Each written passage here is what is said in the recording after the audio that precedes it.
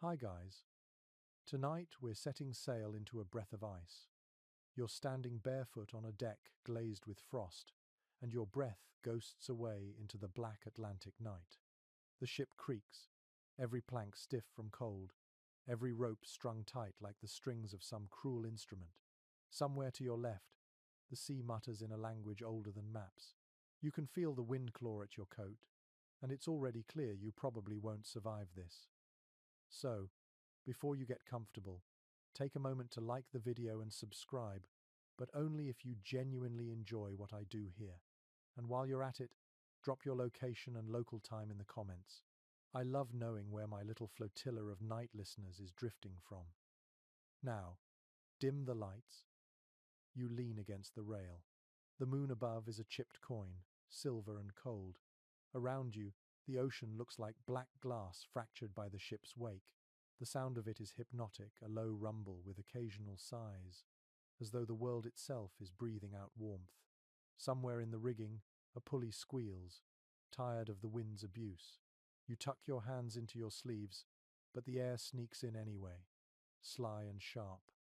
Your ship, no proud navy vessel, but a pirate brigantine, moves cautiously through the northern seas, its crew half frozen and half drunk. The captain has a red nose that shines like a beacon of bad decisions. The men curse quietly, words turning into tiny clouds. No one dares complain aloud. Superstition says the sea listens, and it loves irony. The cold isn't just a nuisance tonight. It's the kind of cold that makes wood groan like a living thing. You can hear it under your boots, tiny cracks whispering of rot and frostbite. Your toes, hidden beneath layers of wool that never fully dried, are losing feeling. There's a strange peace in that numbness, as if the body resigns to the elements faster than the mind. A historical fact flickers in your thoughts. In the 14th century, pirates and privateers ventured north into the Baltic and the Arctic routes, chasing trade ships heavy with furs, amber, and silver. They were outlaws but also accidental explorers, mapping waters so cold that breath froze in mid-air. Yet historians still argue whether most northern pirates were true sea bandits or just desperate merchants with flexible ethics. Out here, distinctions blur like horizon lines in fog. The moon dips lower, and the deck begins to glitter frozen spray, turning each plank into a jeweled trap.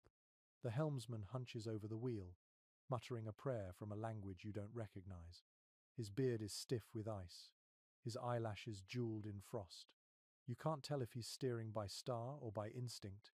Both seem equally unreliable when clouds roll in from the east, grey and heavy as guilt. You step toward the bow, and the air changes. The smell of salt fades, replaced by something metallic like a forge gone cold. The sea ahead shimmers faintly, a ghostly sheet of thin ice forming and breaking in an endless dance. The noise is delicate, almost musical, a tinkle of brittle shards, the quietest possible chaos. The crew has a rhythm for this. They move slowly, scraping the deck with iron hooks to chip away frost. Every strike echoes through the hull, as if the ship has bones that ache. Somewhere below, in the cramped dark of the hold, someone coughs a wet, tired sound that the sea immediately swallows. You feel your own lungs tighten, the air burning like pepper. And yet, there's something beautiful about this misery.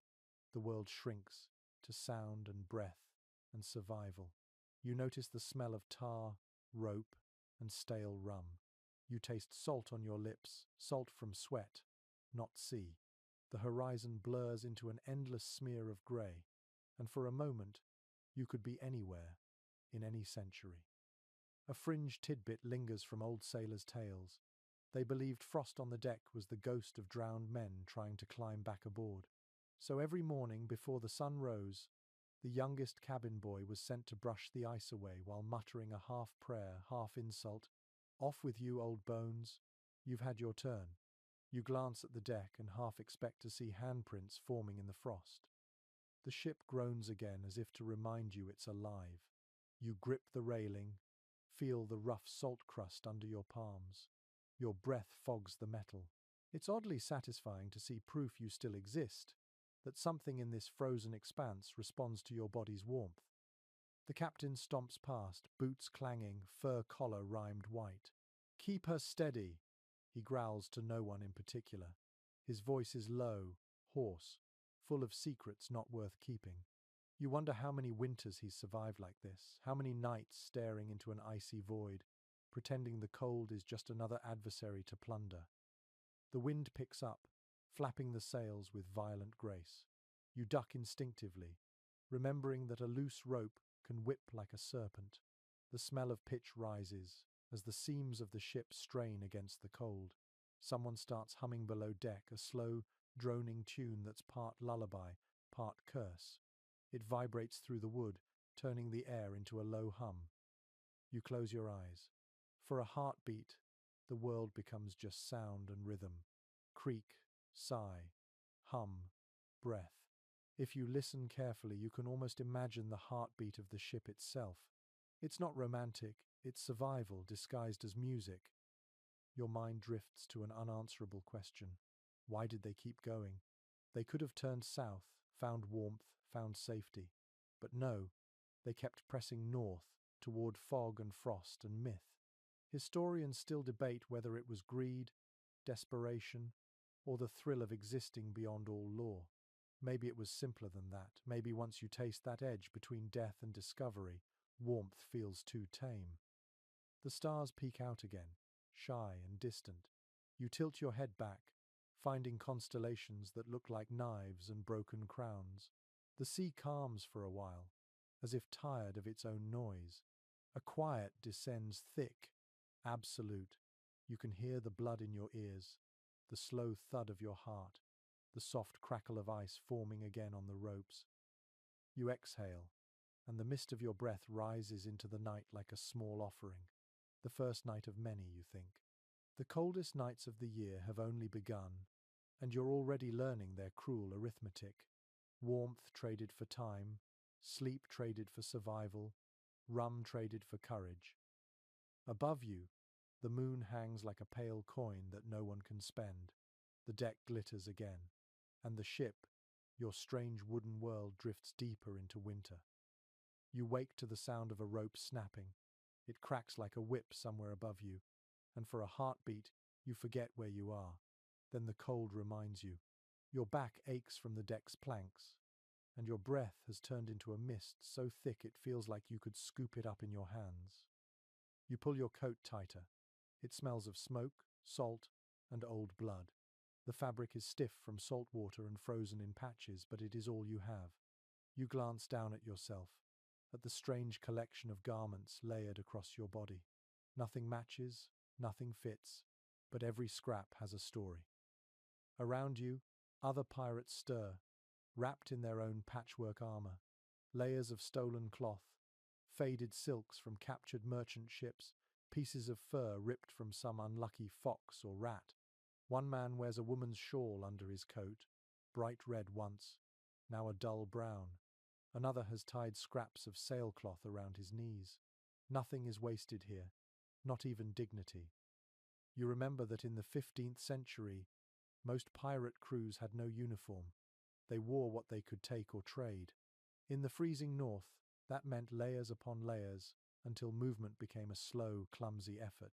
Historians believe pirates stole not only gold and rum, but wool and felt from ships bound for colder ports. They dressed like scavengers, and somehow, that patchwork of desperation became their identity. You run a hand over the sleeve of your coat. Beneath the outer wool, you can feel something rougher, heavier. It is animal hide, stiff with grease. You remember the trick an older sailor told you. Rub the hides with tallow, the same stuff used for lamps. It keeps out water and wind, though it makes you smell like a candle left too close to the fire. You shift your feet, hearing the crunch of frost under your boots. One man nearby curses softly as he tries to pull on his frozen gloves.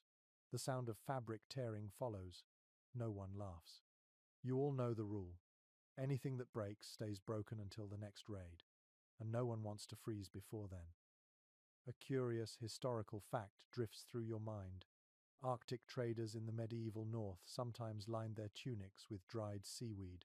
It trapped warmth and stayed light even when damp. There is no record of pirates doing the same, but you wonder if some desperate soul ever tried it. Historians still argue whether sailors' survival tricks spread between cultures through trade or through theft. You suspect it was both. You reach into a crate and pull out a ragged scarf. It smells of smoke and mildew, but it is soft. You wrap it around your neck, tucking the edges into your coat. The warmth is immediate, small but precious. You think of the strange comfort in these little acts of survival, the rituals of dressing against death. The quartermaster stomps across the deck, counting under his breath.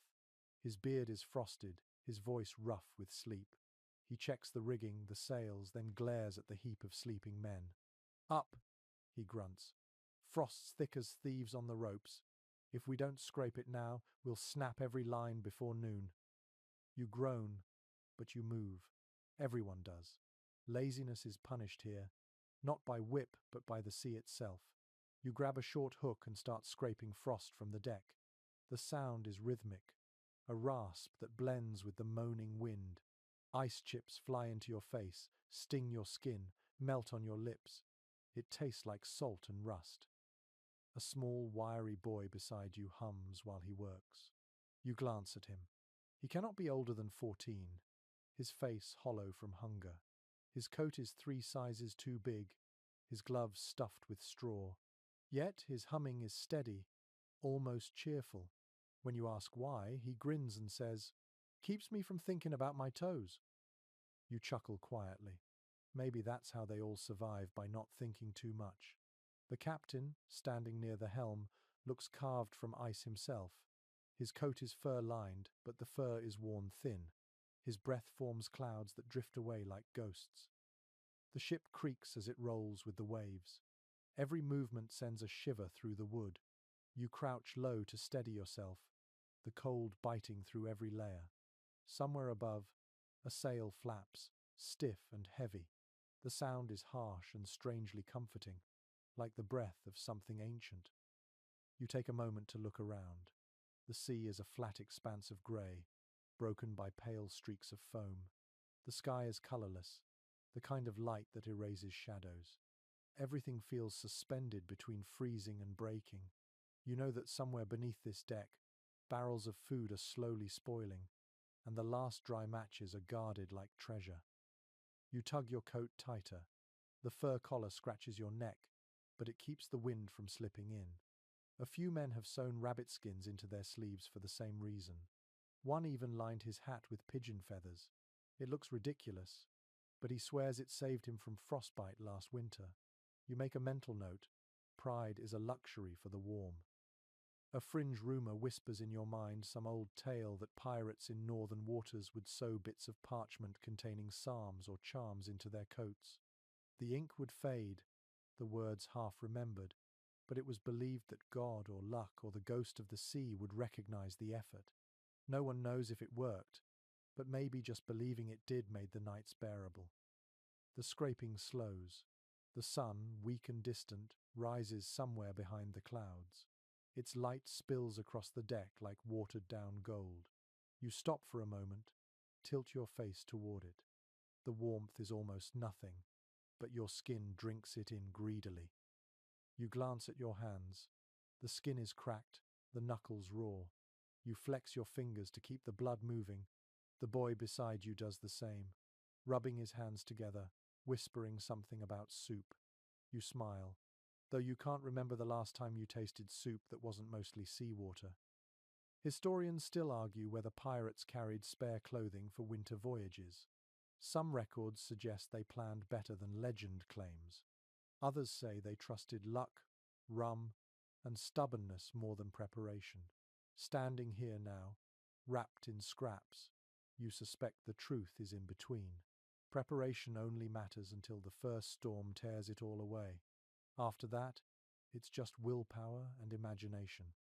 You toss another chunk of ice into the sea. It splashes and vanishes into the grey water.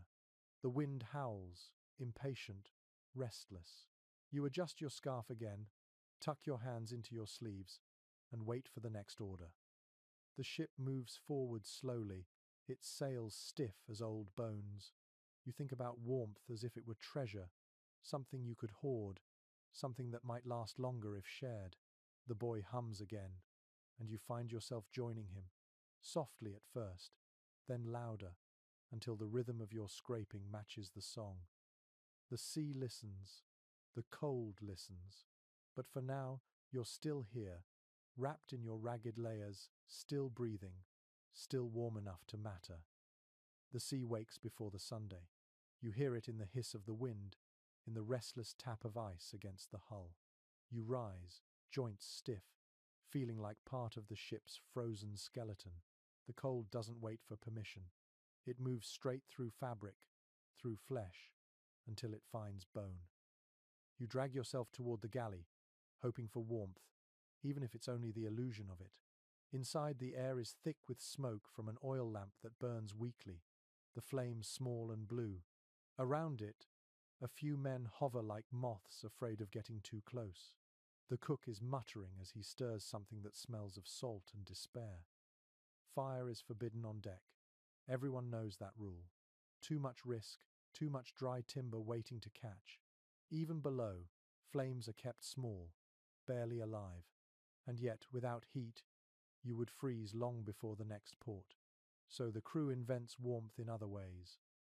According to logs from Baltic trade ships, mariners once warmed stones near the galley fire and carried them in cloth bundles against their chests. You try the same now, wrapping one in a scrap of sailcloth. It burns your palms at first, but soon it cools into comfort. The warmth seeps into your skin, a secret ember against the void. You watch a man across the room press his hands against another's back, both of them silent. It looks like prayer, but it's survival, body heat shared without shame. A strange intimacy, stripped of meaning except for life. Sailors understood this before medicine ever did. Warmth is a currency, and hoarding it can kill. There's an odd bit of sailor's lore that flits through your mind. Some crews used to rub whale oil onto their skin to trap heat. It worked, they said, but it made the body reek for days. The oil clung to every pore, making the men slick and shining like the creatures they hunted. Some claimed it fooled frostbite itself, as if the sea couldn't hurt one of its own. No one truly agrees on where that practice began. Some scholars say it came from Basque whalers who worked in northern waters. Others think it was a stolen trick from Arctic traders. The record is blurred by time and ego. What matters now is that the idea lingers, and you can smell the truth of it, even hear the faint, sweet rot of oil soaked into cloth. A shout echoes from above deck. Someone has spotted a patch of sunlight breaking through the clouds. It's not much, just a pale ribbon of light, but the reaction is instant. Men stumble toward the ladder, mugs still in hand, eager to catch even the smallest flicker of warmth. You follow, clutching your stone. The sky looks less cruel now, streaked with faint gold. You hold your face up to it and feel the warmth, thin as silk. For a moment, you close your eyes. The sea stretches around you, grey-green and restless, the kind of vastness that can swallow hope whole. A detail from an old journal surfaces in your thoughts. Medieval seafarers sometimes slept with hot sand sealed inside leather pouches. The sand, once heated near a lamp, could stay warm for hours. No one on your ship has that luxury now, but you imagine the comfort of it. The faint smell of burnt leather, the steady warmth like a sleeping animal beside you. You look down at your hands again, the skin pink and raw from the cold. The warm stone has lost most of its heat, but you keep holding it anyway. It's less about temperature now, more about memory.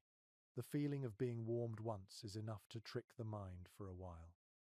The boy from before is nearby, crouched beside a coil of rope. He's cupping his hands over his mouth, breathing into them as if to catch his own heat.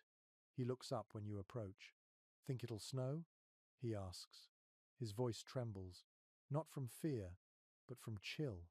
You glance at the sky, the low belly of cloud rolling toward you. "If we're lucky," you say, and he laughs. You remember reading that on some voyages, sailors used to sleep in groups of 3, pressed together under shared blankets. They called it bundling, And it wasn't affection, it was physics. Every breath, every heartbeat, every twitch of muscle was a tiny rebellion against the frost. You glance at the men huddled near the mast now and see the same principle at work. Warmth by proximity, dignity optional. A wave slaps the side of the ship, spraying mist across your face. It freezes before you can wipe it away, leaving tiny shards clinging to your eyelashes. You blink and see the world in fragments, light broken into crystal. The cook calls from below, offering what he calls breakfast. You climb back down, ducking under the low beams. The stew he serves is thin but hot, and steam curls up in gentle spirals. You drink straight from the cup, letting the heat burn your tongue. It's worth it. While you eat, someone starts telling a story. It's about a pirate who survived an entire winter trapped in ice near Iceland by sleeping beneath the ship's cannon, using the iron's stored heat to keep alive. Some believe it, others scoff. There's no record to prove it, but it sounds like something desperate men would do. One of the older sailors interrupts, his voice rough as gravel. Iron remembers fire, he says. Hold to it long enough, it gives a bit back. You look at the nearest cannon, black and cold. Maybe he's right. Maybe warmth isn't just in fire, but in what's endured it. The air grows heavier, filled with the scent of wet hemp and old smoke. The lamp flickers. You sit a while, feeling the ship sway, the soft clank of chains, the faint whisper of the sea outside. The cold still lives in your bones, but it feels manageable now, contained. You think about how humans are strange creatures, finding warmth in stones, iron, breath, and stories. Maybe that's why pirates survived what they did. Not through skill or luck, but through the stubborn art of pretending comfort existed until it did. You press the cooling stone to your chest again. Hold it there until you feel your heart beat. It's slow, steady, a reminder that you're still more alive than the cold wants you to be.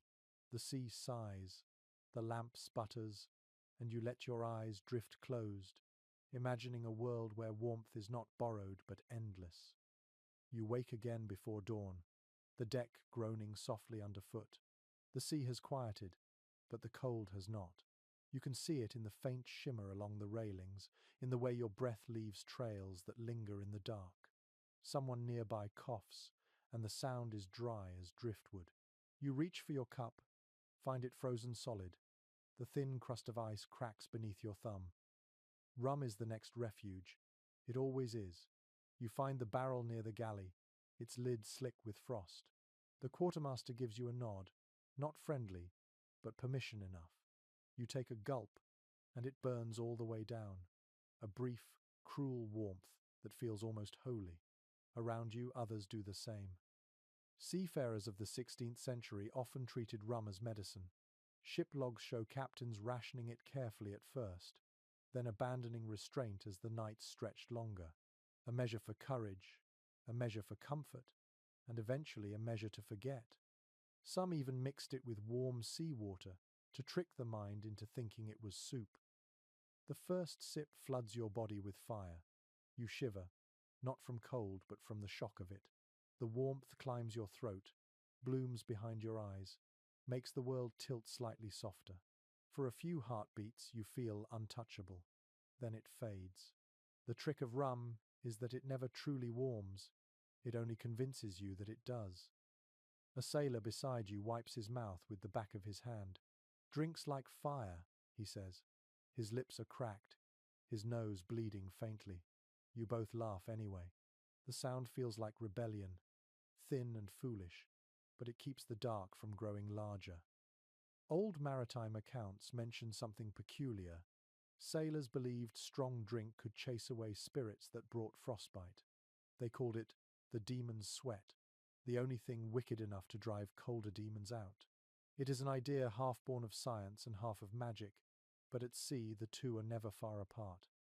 You remember a story told last night.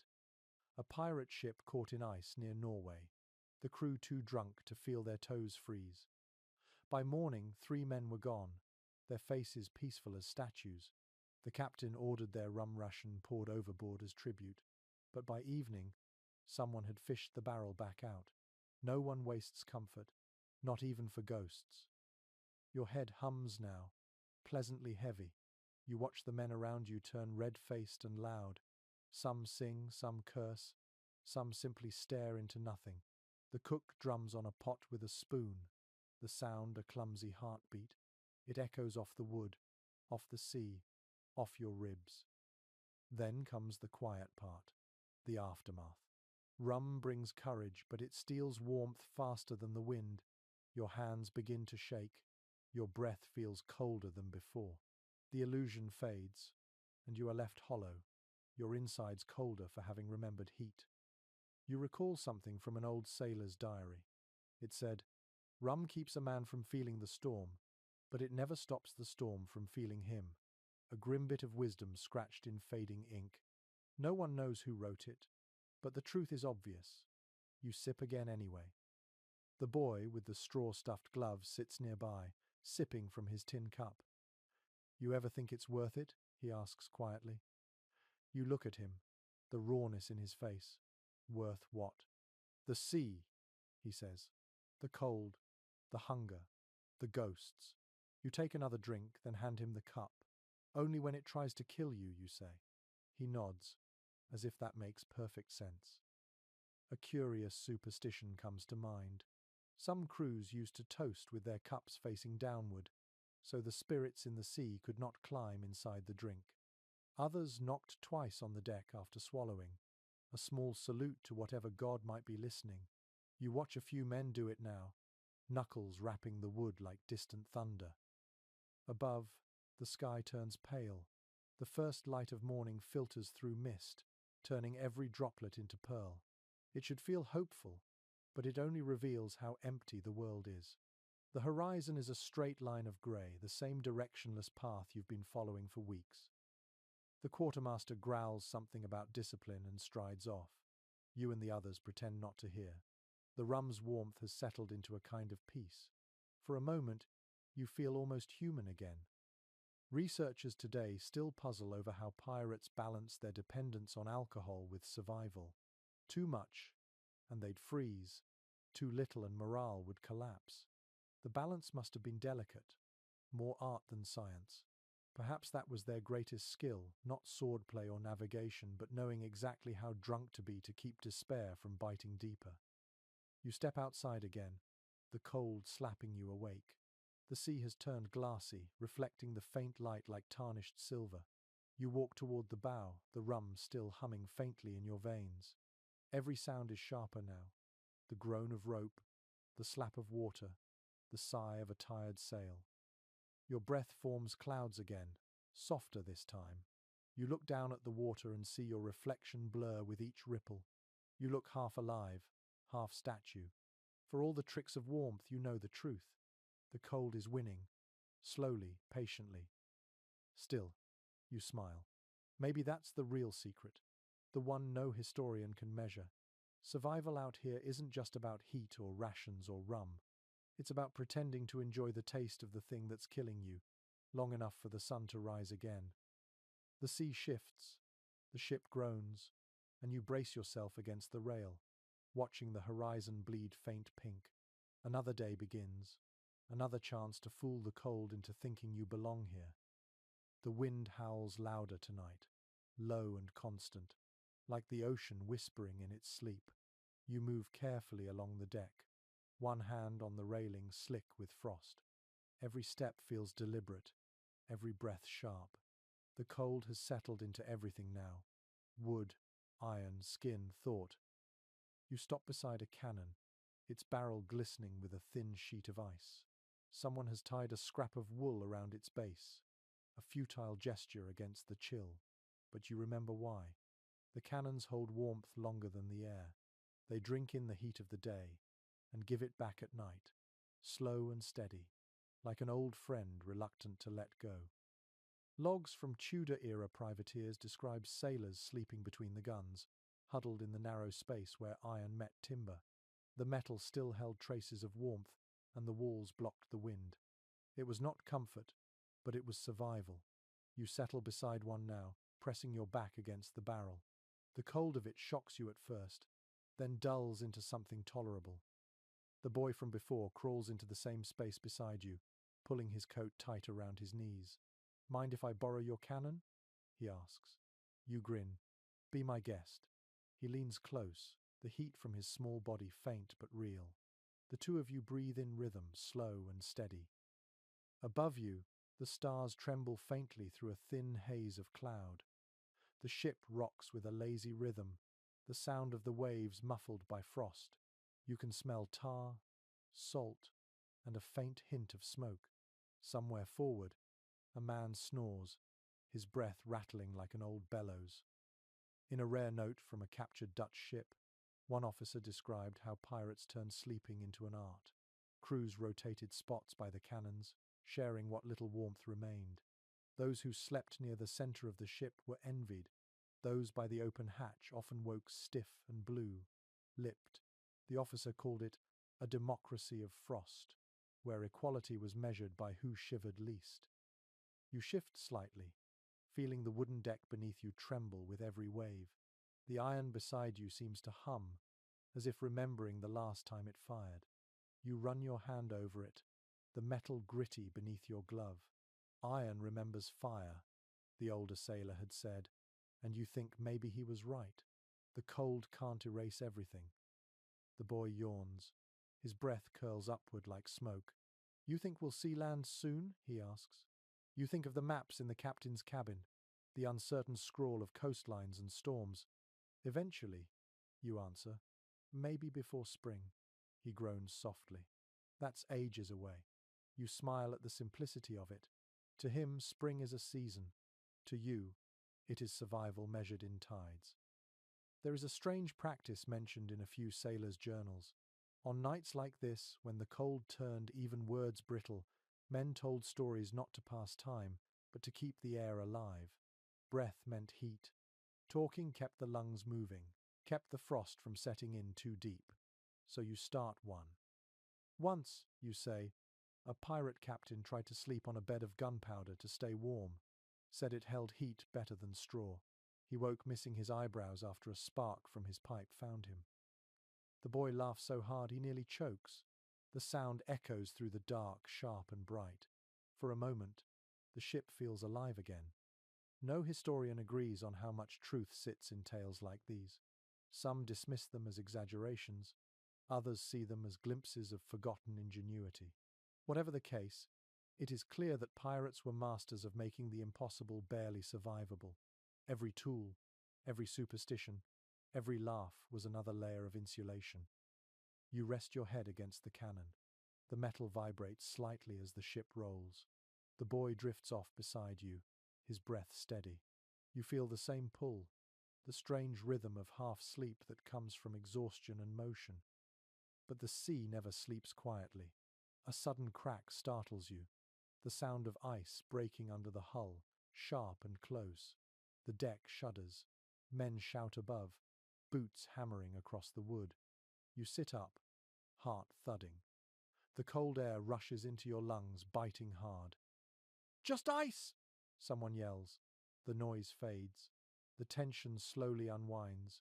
You sink back down, your pulse still racing. The cannon at your back feels warmer now. Or maybe that's just relief pretending to be heat. You think about how fragile life is here, balanced on timbers and frost. The smallest mistake, the faintest flame, the wrong gust of wind, and the sea takes everything.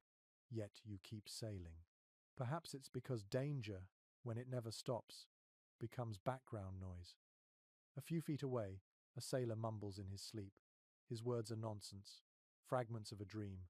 Port wine, warm hands, no wind. You envy him. You remember what warmth felt like before it became a memory. The boy shifts, muttering something about his mother's stew. You glance down at him, wondering what she'd think if she could see him now.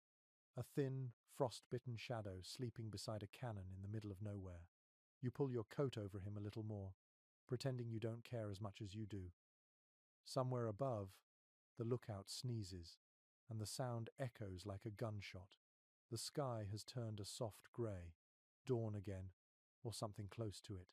You feel the first tremors of light creeping through the mist. It's not much, but it's enough to remind you that time still moves, even when everything else feels frozen. The cannon at your back has cooled completely now, hard and indifferent. You stand slowly, legs stiff, and look out over the deck. The frost glitters faintly in the pale light. You can see your own footprints where you walked hours ago, already half filled by a new layer of ice. For all the misery, you find yourself smiling.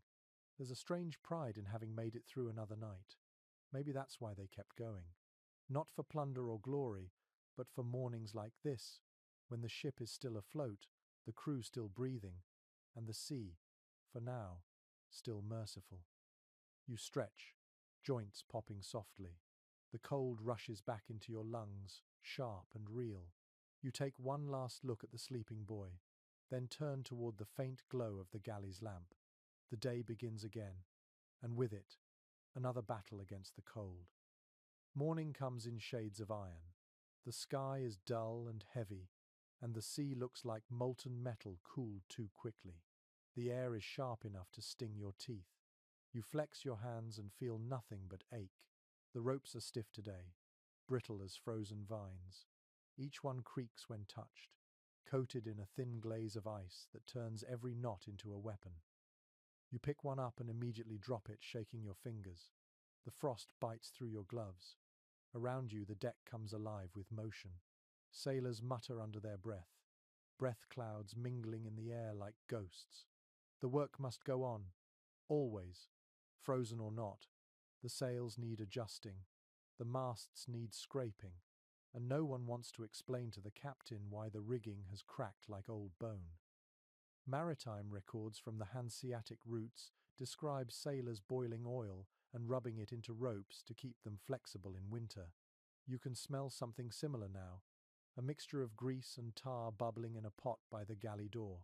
The odor is thick, oily, and sour, but everyone knows it's worth it.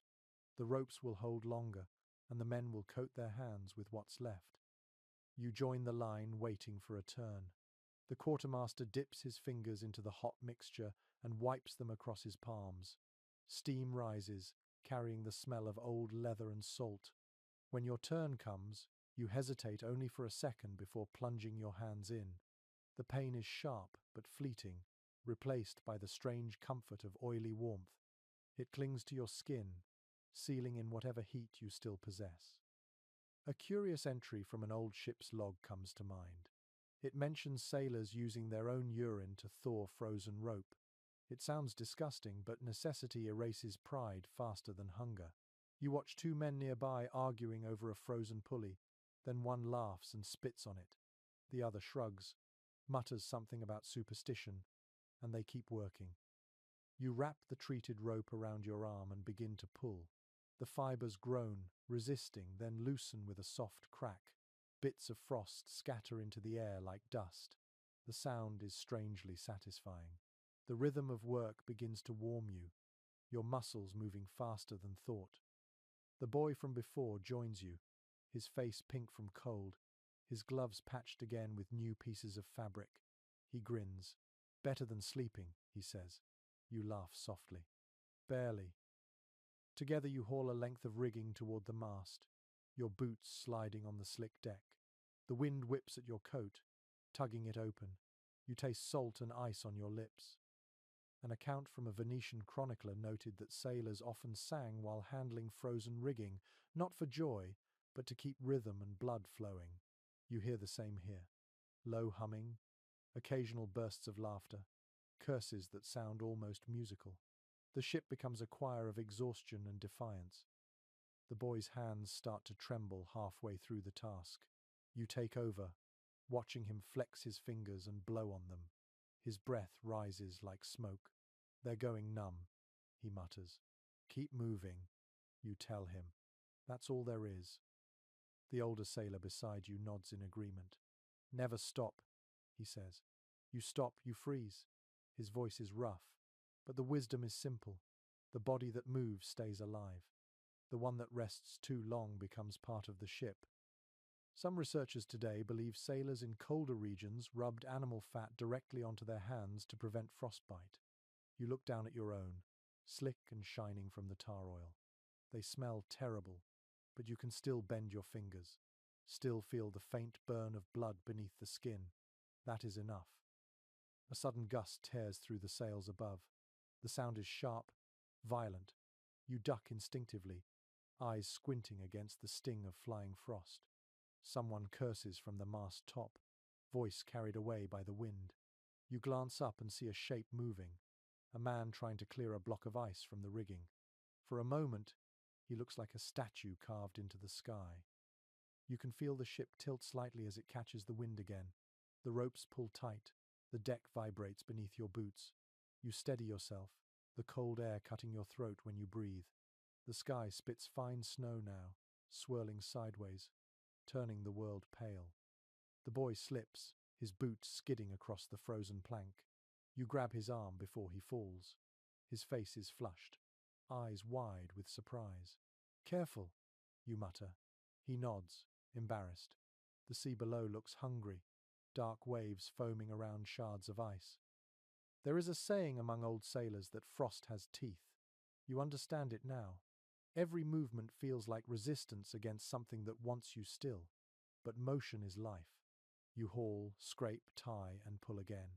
The hours blur into one long breath. Later, when the work is done, you lean against the mast, chest heaving. The ropes hang clean and black, the sails open and trembling. Your hands ache, but they're still attached, and that feels like victory. The boy sits beside you, flexing his fingers again. "I think they're bleeding," he says. You glance and see red beneath the grime. "Means they're still working," you reply.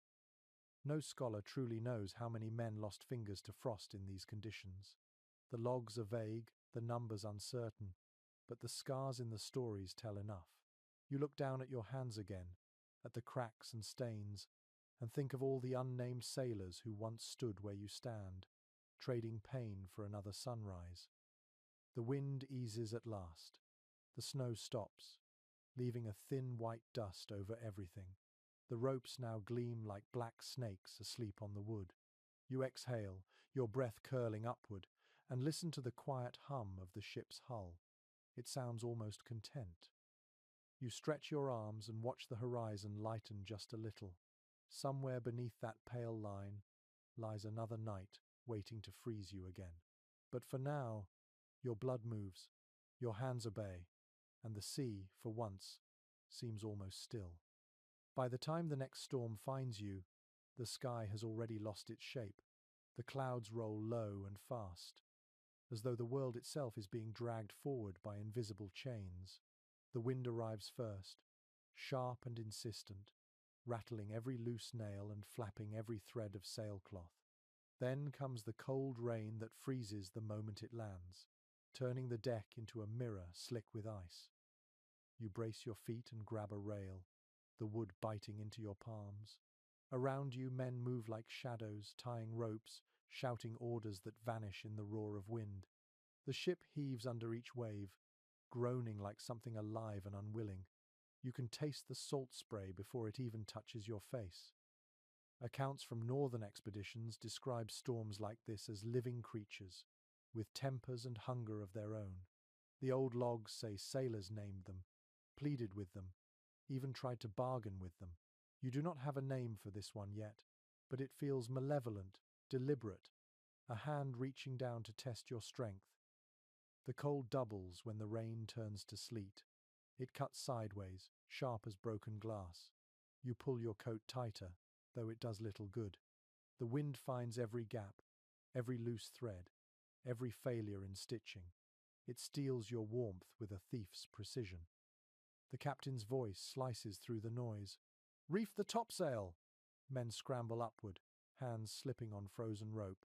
You watch one almost lose his grip, his legs swinging free for a heartbeat before he catches himself again. Below him, others haul lines, their boots sliding across the deck. The air fills with shouts, curses, and the steady slap of waves striking wood. You grab hold of the nearest line, adding your weight to the pull. The rope cuts into your palms despite the grease. Every muscle burns, but you keep going. If you stop, Someone else has to take your place. And out here, that could mean their death. The sea is not cruel by intention, only by nature. There is a peculiar practice recorded in a 16th century sailor's diary. When storms came, some crews tied thin ropes around their waists and fastened them to the mast so they would not be swept overboard. The knots were called widow's ties, because if they held too tight, the sea claimed nobody to bury. You tie one now, more out of instinct than faith. The rope presses into your ribs, cold and secure. The boy beside you struggles with a smaller line, his arms shaking. You shout for him to brace himself, but the wind swallows your voice. You move toward him, boots sliding, and grab his collar just as a wave slams against the hull. For a second, the world turns white. The sound is absolute. When it passes, you are both drenched and gasping. His face is pale, eyes wide. You squeeze his shoulder and nod. No words are needed. As the storm grows, the air fills with strange sounds. The groan of wood, the hiss of spray, the dull clang of loose iron. Somewhere aft, a barrel breaks free and rolls across the deck. A man shouts, dives, and catches it before it smashes the rail. The crew cheers faintly, even in the chaos. Small victories matter when the sea tries to erase you. A curious note from a forgotten travel-log once described sailors singing during tempests. Not hymns or shanties, but strange rhythmic hums, low and steady, meant to drown out fear. You try it now, a sound deep in your throat that vibrates against your teeth. It gives your breath shape, keeps panic from spreading through your chest. No one agrees where that custom began. Some think it came from the Vikings, others from traders in the North Sea. Whatever its origin, it feels like language stripped to its core, just sound and will.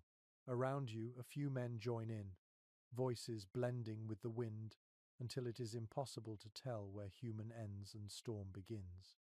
Lightning flashes across the clouds, painting everything in white for a heartbeat. You see the captain gripping the helm, his face set in defiance. The sea rises again, higher this time, and crashes against the bow. The impact shakes your teeth. The boy shouts something you cannot hear. You both cling to the railing as water rushes past your legs. Minutes stretch into hours. The cold burrows deeper. Your fingers no longer feel like part of you. But the ship holds. The ropes hold. The mast sways but does not break. Every time the sea retreats, it feels like you have won a small argument against fate. Eventually, the storm begins to fade. The wind softens to a restless whisper. The waves shrink to a steady rhythm. The sky still looks bruised, but light leaks through the clouds in pale streaks. The sea glimmers with pieces of ice broken loose from somewhere distant. You loosen the rope around your waist, feeling the skin beneath it throb. The boy sits down heavily beside you, his face wet with both salt and sweat. You laugh weakly, then help him to his feet. He grins, teeth chattering, and says, "Still here." You nod. "Still here." It is strange how victory at sea never feels triumphant. It feels like relief soaked in exhaustion. The deck is littered with debris, ropes frayed, barrels cracked, but the ship floats. That is enough. One old captain once wrote that storms at sea were like arguments with God. Sometimes you shouted, sometimes you begged, sometimes you just waited for the silence afterward. You understand him now. The silence after is its own kind of prayer. The men move slowly now, checking damage, repairing lines, tending to bruised hands. You help where you can, though your arms feel heavy as lead. The boy finds a piece of cloth and wipes the frost from his face. The gesture feels almost ceremonial, a washing away of terror. You look out at the horizon, the grey curve of water stretching endlessly. The storm has passed, but its echo remains in the sky, in the trembling of your muscles, in the taste of salt that will not fade. For a fleeting moment, the sea looks calm, almost kind, but you know better. It never forgives. It only forgets until next time. You close your eyes, breathe deeply, and let the air fill your lungs again. The world is cold, but it is still turning. You are still aboard. That is what survival looks like tonight. When the storm finally fades, the world feels hushed and raw. The deck is a field of glassy frost, the sails drooping under their own weight. You breathe deeply, and the air stings your lungs like needles. The crew moves slowly now, more out of exhaustion than caution. The night has left its mark on everyone. You lean against the rail, staring at the faint smoke of your breath curling into the dawn. The sea is calm for once, and in the stillness you begin to notice your own breathing. It rises and falls with the same rhythm as the ship. Each exhale turns to mist. Each inhale feels like a gift wrestled from the cold. Records from early Scandinavian voyages mention that sailors sometimes practice slow, measured breathing to keep the blood from chilling. They learned it from monks who traveled with them, men who claimed that the rhythm of the lungs could quiet pain. You try it now, drawing air in through your nose and letting it go in a long whisper. It helps. The world feels less violent when you can hear your own heartbeat. A sailor nearby mimics you, puffing out tiny clouds and grinning. "If I breathe like that, will my fingers grow back?" he asks. You smile faintly. "Maybe," you say, "if you keep at it for 20 years. He laughs, though it sounds more like coughing. The habit spreads across the deck. Men begin to breathe in sync, the sound like the tide coming and going. It's strange, almost sacred, to feel the crew moving together in silence. For a few minutes, the ship itself seems to inhale with you, its old planks creaking softly with each swell of the sea. A curious detail from a Norse chronicle claims that sailors used the fog of their own breath to measure life on winter voyages. The thicker the mist, the warmer the body. When it faded too thin, it was time to move, to work, to prove to the sea that they were still awake. You watch the mist rise now, white and steady, proof that your heart hasn't surrendered. Someone begins humming a slow tune. You recognize it from the night before, a melody half lullaby, half lament. It carries easily in the cold air, soft but unbroken. The sound mingles with the breathing, creating a rhythm that feels both human and eternal. The boy sits nearby, legs pulled up under his coat. He watches the fog drift above the rail and says, "Looks like ghosts leaving." You nod. Maybe they are. The ones that didn't make it. He doesn't flinch at that. The sea teaches its truths early. Researchers have found references to breathing rituals in many maritime cultures, though none agree where they began. Some think they were practical, a way to warm the body. Others argue they were spiritual, a means of sharing rhythm with the world itself. You suspect both are true. The line between the physical and the sacred blurs easily at sea. The sun climbs slowly, spilling weak light across the ship. You close your eyes and turn your face toward it. The warmth is almost nothing, but your skin drinks it like water. You hold your breath for a moment, savoring the contrast, then exhale a long, smoky sigh. The boy mimics you again. "Feels good," he murmurs. You nod. "Keep it steady," you say. The body listens when the mind does. Below deck, someone sneezes, and laughter follows. It's a rare sound, brittle but real. Even laughter has texture in this cold. It feels like warmth pressed into the air. You glance up at the sails, stiff with frost but still catching wind. The ship moves forward again, slowly but surely. The rhythm of breath continues, a quiet pulse against the endless grey. A peculiar superstition comes to you from an old sailor's story. He claimed that if a man could see his breath and count it 300 times without stopping, he would live through any storm. No one believed him, of course, but many tried. You think of that now and smile. Maybe every superstition is just an old survival trick wrapped in poetry. You keep breathing, counting quietly to yourself. The air moves in and out, your shoulders rising, your chest expanding. The sea remains calm. For the first time in days, the horizon looks almost gentle. The captain steps out of his cabin, his face pale but steady. He looks around, nodding slightly at the sight of his crew alive and upright. Then he does something unexpected. He breathes deeply too, a slow exhale that fogs the air. No words, just an acknowledgement that sometimes surviving together is the only victory worth claiming. The day drifts forward. The sun gains strength, and droplets begin to form on the ropes where frost melts. You can smell salt again, not just cold. The sound of the waves returns to something familiar, something almost kind. You lean back against the rail and close your eyes. The ship creaks, the wind hums, and your breath continues its quiet rhythm. The sea may take everything else, but for now, it moves in time with you. The calm never lasts long at sea. By the time twilight bleeds across the horizon, the cold has crept back with quiet authority. You can see it forming on the barrels, on the ropes, on the beards of the sleeping crew. But tonight, something else catches your attention. A faint crackling sound coming from below. The hold. You make your way down the narrow ladder, the wood slick under your boots. The air grows thick as you descend, heavy with the smell of damp timber and old grain. It is dark enough that you must feel your way forward, one hand brushing against the rough walls. The noise grows louder, the faint, brittle popping of ice. You find it near the barrels of water and salted meat. The liquid inside has begun to freeze. The top of one barrel is split open where the ice has expanded. You stare at it for a moment, realizing what that means. No water means no survival. The sea might surround you, but none of it is drinkable. A few of the older men are already gathered there, faces drawn and tired. One of them curses softly. "We'll have to melt it," he says. "But how?" Another shakes his head. "We can't light a fire down here."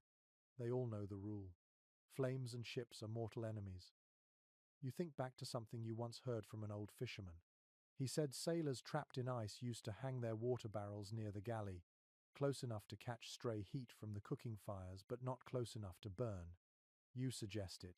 The men glance at you, then nod slowly. It is worth trying. Together you drag the heavy barrels closer to the ladder. The wood creaks, and frozen slush spills over your boots. The sound is sharp in the silence. Your fingers ache from gripping the cold staves. The work feels endless, but the thought of fresh water keeps you going. One of the men mutters that they should have lined the barrels with cloth. Some old captains did that to keep the ice from forming too fast. Another shakes his head, saying it never worked anyway. The debate grows quiet when someone sighs. At least ice means the food lasts longer. The truth cuts both ways. There is a strange smell drifting from one of the storage crates. You lift the lid and find a pile of onions, each one wrapped in frost. Their skins glisten like amber under the faint lamplight. You pick one up and bite it without thinking. The taste is sharp and almost sweet. The cold makes everything taste like memory. In a forgotten travelogue, a sailor wrote that eating raw onions helped fight frostbite and scurvy alike. No one knows if it was true, but sailors believed in it with devotion. You wonder how many desperate men tried the same trick, hoping for warmth in flavor alone. The boy appears at the top of the ladder, rubbing his hands together. "Smells like the inside of a whale," he says, wrinkling his nose. You laugh quietly. "Better than smelling like the outside of one." He climbs down, peering at the frozen barrels. "Can't we just chip it out?" You shake your head. "We need it melted. The body freezes from inside if you drink ice." He frowns as if the sea has personally betrayed him. You all begin to scrape frost from the walls and crates, gathering it in a wooden bowl to melt later. It feels pointless, but every drop counts. The hold becomes a chorus of scraping, shuffling, and quiet breathing. The sound is hypnotic in its rhythm. A strange rumor comes to mind. Some sailors swore that seawater left to sit for 3 days lost its salt. It never did, of course, but you can imagine the desperation behind the belief. Hope has its own chemistry. No historian seems to agree on how pirates truly managed their water supplies. Some say they used melted snow mixed with rum to disguise the taste. Others claim they boiled seawater with iron filings to trick their tongues into believing it was fresh. You try to picture that, the metallic bitterness and the slow, dangerous optimism that came with it. The boy sits beside you, holding his cup close to the lamp. The light flickers across his face, and you can see how thin he's become. He dips a finger into the melting frost and licks it. "Still cold," he says softly. "Everything's cold." You do not argue. You take a piece of cloth, dip it in the icy slush, and press it against your lips. It burns, then numbs. You close your eyes for a moment, feeling the faint throb of your heartbeat behind the chill. Even pain has a kind of warmth if you pay attention. Someone finds a small patch of unfrozen water at the bottom of one barrel. It is dark and metallic, but it smells clean enough. You take turns sipping, passing the ladle carefully. When it reaches you, the taste is faintly bitter, like copper and salt. Still, it feels alive. You swallow slowly, savoring each drop. The air below deck grows heavy. The lamp flickers, casting shadows that stretch and bend. You can hear the ship's timbers moaning with the cold, the faint drip of melting ice echoing like a heartbeat. It feels ancient down here, like being inside the ribs of a sleeping creature. The boy leans back, eyes half closed. "Do you ever think the sea wants us gone?" he asks quietly. You stare at him, unsure how to answer. After a moment you say, "No, the sea doesn't want anything. It just is." He nods, as if that makes it worse. When you climb back to the deck, the air feels fresher but no warmer. You look out at the horizon. The sky glows faintly violet, and the stars shimmer through a thin veil of mist. The world feels fragile, suspended between freezing and breathing. Behind you, the boy coughs softly. You hand him the last of the melted water. He drinks, grimaces, and wipes his mouth. "Tastes awful," he says. You smile. That means it's working. The sea sighs beneath the ship, restless and endless. You pull your coat tighter and listen to the faint crackle of ice below, the sound of survival happening one drop at a time.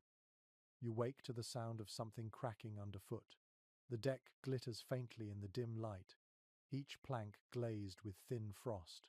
The cold has crept deeper during the night, turning ropes into stone and every breath into a cloud that hangs in the air long after you exhale. Your feet ache inside your boots, stiff and uncooperative, and when you try to move your toes, you feel only a dull pressure instead of pain. You crouch and loosen the laces. The leather is frozen solid, stiff as bark. You pull harder until the knot gives with a sharp snap that echoes in the quiet morning. When you slide your foot free, it feels as though you've removed part of yourself. The air bites instantly at the damp wool of your socks. According to accounts from winter voyages in the 15th century, sailors often woke to find their shoes fused to the deck by ice. Some kept knives beside their hammocks to chip them loose before dawn. You can imagine the sight of it. A dozen men crouched like beggars, hacking their own boots free from the ship. You look down at your own feet. The skin around your ankles is pale, the color of candle wax. You rub them briskly, coaxing blood to return. The sting that follows is sharp enough to make you wince, but it feels good in a way. Pain is proof that life is still inside you. The boy sits nearby, pulling at his own boots. One breaks apart in his hands, the sole splitting cleanly in two. He stares at it for a moment, then shrugs with the kind of indifference only exhaustion can teach. "Guess I'll go barefoot," he says. You shake your head. "You'll lose your toes before noon." A record from a French merchant vessel once mentioned sailors wrapping their feet in sailcloth coated with grease. It kept out the moisture, if not the cold. You suggest the same now, and soon a handful of men follow suit, tearing thin strips of fabric and dipping them in a bucket of leftover tallow. The smell is awful, a mix of smoke and rancid fat, but no one complains. The boy looks up at you, a grin cutting through the grey of his face. "Feels like walking on candles," he says. You laugh quietly. The sound is strange in the stillness, almost out of place. One of the older men tells a story while wrapping his feet. "Had a captain once," he begins, "who swore by pigeon feathers, said he lined his boots with them every winter. We thought he was mad until we saw him dancing on deck while the rest of us froze." He chuckles, shaking his head. "Never did find enough birds to try it ourselves." No one knows if these tricks ever truly worked. Some historians say such stories are exaggerations born of boredom. Others believe they're fragments of truth passed down through mouths too cold to lie. You find yourself thinking it doesn't matter. Out here, belief is another layer of insulation. The sun crawls higher, a weak disk behind grey clouds. The light glints off the frost, turning the ship into a floating mirror. You rise carefully, testing your makeshift wrappings. The cloth squeaks faintly with each step, but your feet no longer feel like ice. That small comfort feels enormous. A curious entry in a sailor's notebook describes men urinating on their feet to keep them warm during Arctic crossings. The logic was simple, if unpleasant. Warm liquid was better than no warmth at all. You've heard worse ideas, and the way the boy looks at his broken boots suggests he's considering it. Don't. You tell him before he can act. He grins sheepishly. By midday, the frost thickens again. You watch a man stumble and curse, his boots sliding across the deck. Another sits cross-legged, hammering nails into his soles to grip the ice. The sound echoes like distant gunfire. Every adaptation feels both ingenious and ridiculous, a contest between survival and sanity. Somewhere near the bow, a younger sailor cries out. He's pulled off his glove and pressed his bare hand against the frozen railing. Now his skin is stuck fast. Two others rush to help, breathing on the metal, prying gently until it releases with a wet sound. His palm bleeds in small, perfect dots.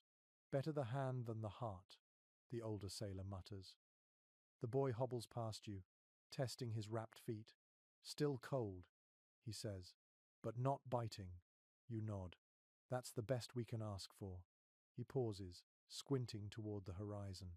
Why do we keep sailing north? He asks. You don't answer right away. The question is too large. Finally you say, because if we stop, the sea wins. He considers that and nods slowly. The wind rises again, sharp and dry. You can hear the faint crackle of ice forming along the ropes. The ship moves sluggishly, as if tired. You pull your coat tighter and stamp your feet to keep the blood moving. The rhythm of it becomes its own kind of music, a thud-thud that matches the beat of your heart. No scholar has ever captured the sound of a ship freezing, though many have tried to describe it. The creak of shrinking wood, the hiss of ice forming where water meets air, the low hum of men trying to stay alive. It is not a sound of despair, but of endurance. You listen now, and it feels like belonging. When evening comes, the deck glows faintly under a wash of moonlight. The frost has turned to silver, and your breath hangs heavy in the air. You sit on a coil of rope, feet tucked beneath you, and look up at the stars. They seem impossibly clear tonight, as if carved into the dark. The boy sits beside you, silent for once. You think of all the strange tricks, the layers of cloth and grease, the crude inventions that let you live one more night. You think of how fragile warmth really is, and how often it comes from effort rather than comfort. You flex your toes inside their makeshift wrapping. They still move. That is enough. By the next night, the cold feels less like weather and more like a presence that has decided to live among you. It sits in every breath, every plank, every thought, but it cannot touch sound, and that is where the crew now takes its stand. The ship is quiet at first, only the creak of ropes and the low sigh of the sea. Then, one by one, voices begin to rise.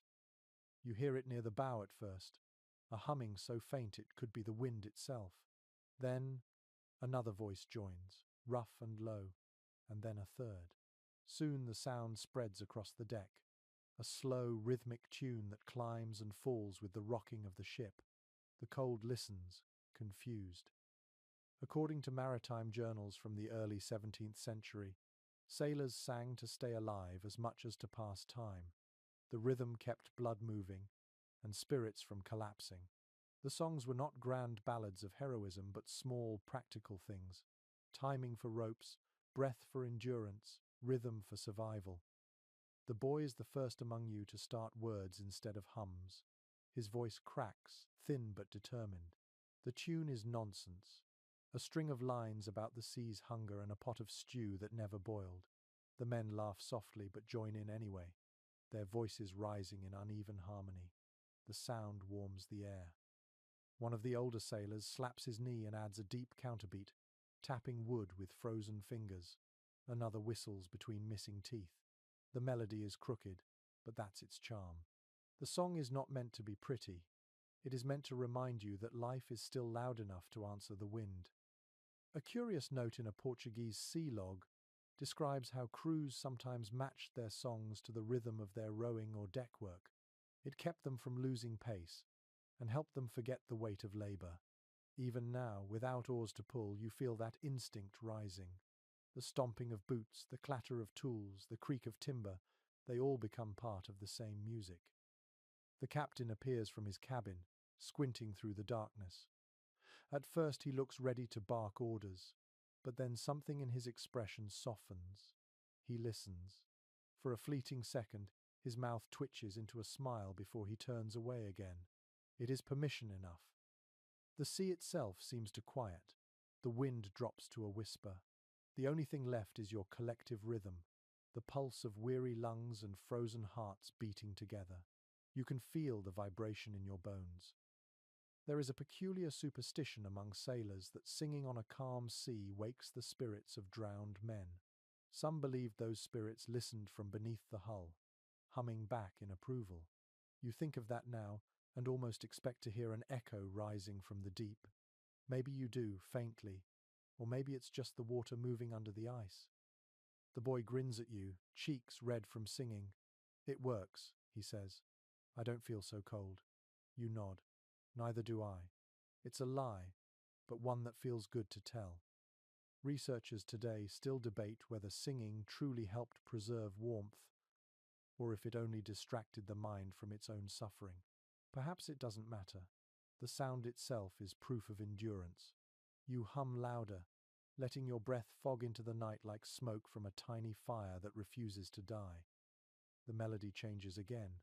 Someone starts a slower tune, one that sounds like a prayer disguised as a joke. The lyrics twist through absurdity. A chicken that learns to swim, a barrel of rum that talks back, a sun that owes rent to the moon. You can't help but laugh, your voice mingling with the others. The laughter feels fragile but fierce. As the song grows, your body begins to remember what warmth feels like. The rhythm of breath, the flex of muscles, the soft vibration in your chest, it is enough to trick the senses into believing in heat. The air no longer feels like knives, just needles. The pain becomes manageable. The stars above glitter coldly, untouched by your defiance. You keep singing anyway. The sound travels out across the sea, carried by the wind, swallowed by distance. Somewhere far away, another crew might be doing the same, their notes crossing yours like invisible ropes. The boy's voice finally gives out. He coughs, grinning, then leans back against a coil of rope. "Do you think they hear us?" he asks quietly. "The dead ones." You glance at the dark waves, the faint gleam of ice drifting past. "Maybe," you say. "Maybe they like the company." The ship keeps rocking gently, and one by one the voices fade, until only the hum remains. Then that too disappears, leaving behind a silence that feels different now, less lonely, more earned. The air smells of salt and tar, and the faint sweetness of breath that still holds warmth. You stay a while longer, staring out over the calm water. The cold is still there, but something has shifted. The sound of life, once released, never truly leaves. It lingers in the air like the memory of fire. The sea is calm again, too calm, the kind of quiet that makes even breathing feel like a disruption. You lean on the rail and watch the pale horizon blur into the grey sky. The air tastes of salt and iron, and behind you, the crew moves with sluggish patience. The storm may be over, but the cold has left a restlessness that sits heavy on every shoulder. By now, tempers have grown thin. A single wrong word can spark an argument, and the cold amplifies every irritation. Two sailors quarrel over a coil of rope, their voices low but sharp. Another curses the cook for serving soup too thin. The sound of anger feels almost comforting. It reminds you that life still stirs among the frost. Records from privateer ships mention that winter voyages often bred mutiny as surely as hunger. Frozen fingers and sleepless nights were enough to turn loyalty brittle. Captains knew this, and rationed not only food but also patience. You can sense it in the air now, the unspoken tension that creaks louder than the timbers. The captain emerges from his cabin, wrapped in a fur-lined coat that has seen better years. His eyes move over the crew like a blade. No one meets his gaze for long. You realize leadership out here is not about power. It is about endurance, about convincing everyone that tomorrow is still worth chasing. The boy whispers beside you. He's been quiet lately. You nod. He's counting how many of us will make it through. The boy frowns, unsure if you are joking. You aren't. A note from an old admiral's logbook claims that discipline on frozen seas depended more on belief than fear. When faith in command thawed, mutiny was a storm waiting for wind. You can feel that wind now, faint but rising. The crew whispers more often, their glances longer. A man counts the bread rations twice, convinced someone is stealing. By midday, the ship's mood has shifted. The laughter from the previous night's singing is gone. The clatter of tools has grown louder, more deliberate. Every sound feels like a challenge. The cook shouts at a sailor for spilling water, and the sailor replies too quickly. A brief silence follows before they both look away. You remember something told in harbour taverns. A crew that sings together cannot mutiny until the song dies. You think of last night's melody, the warmth it carried, and how easily it slipped away with dawn. Maybe songs are stronger than chains after all. The captain gathers the crew near the mast. His voice is calm but cold. He speaks of storms yet to come, of provisions that must last longer than planned, of the need for unity. No threats, no promises, only truth. You can feel the words settle like snow, light but heavy. For a moment, it works. No one moves, no one argues. The illusion of control holds. Then a man at the edge mutters something under his breath. The sound is swallowed by wind, but everyone hears it. The captain's gaze snaps toward him. The silence that follows is sharper than any blade. Finally, the captain turns away, his restraint louder than anger.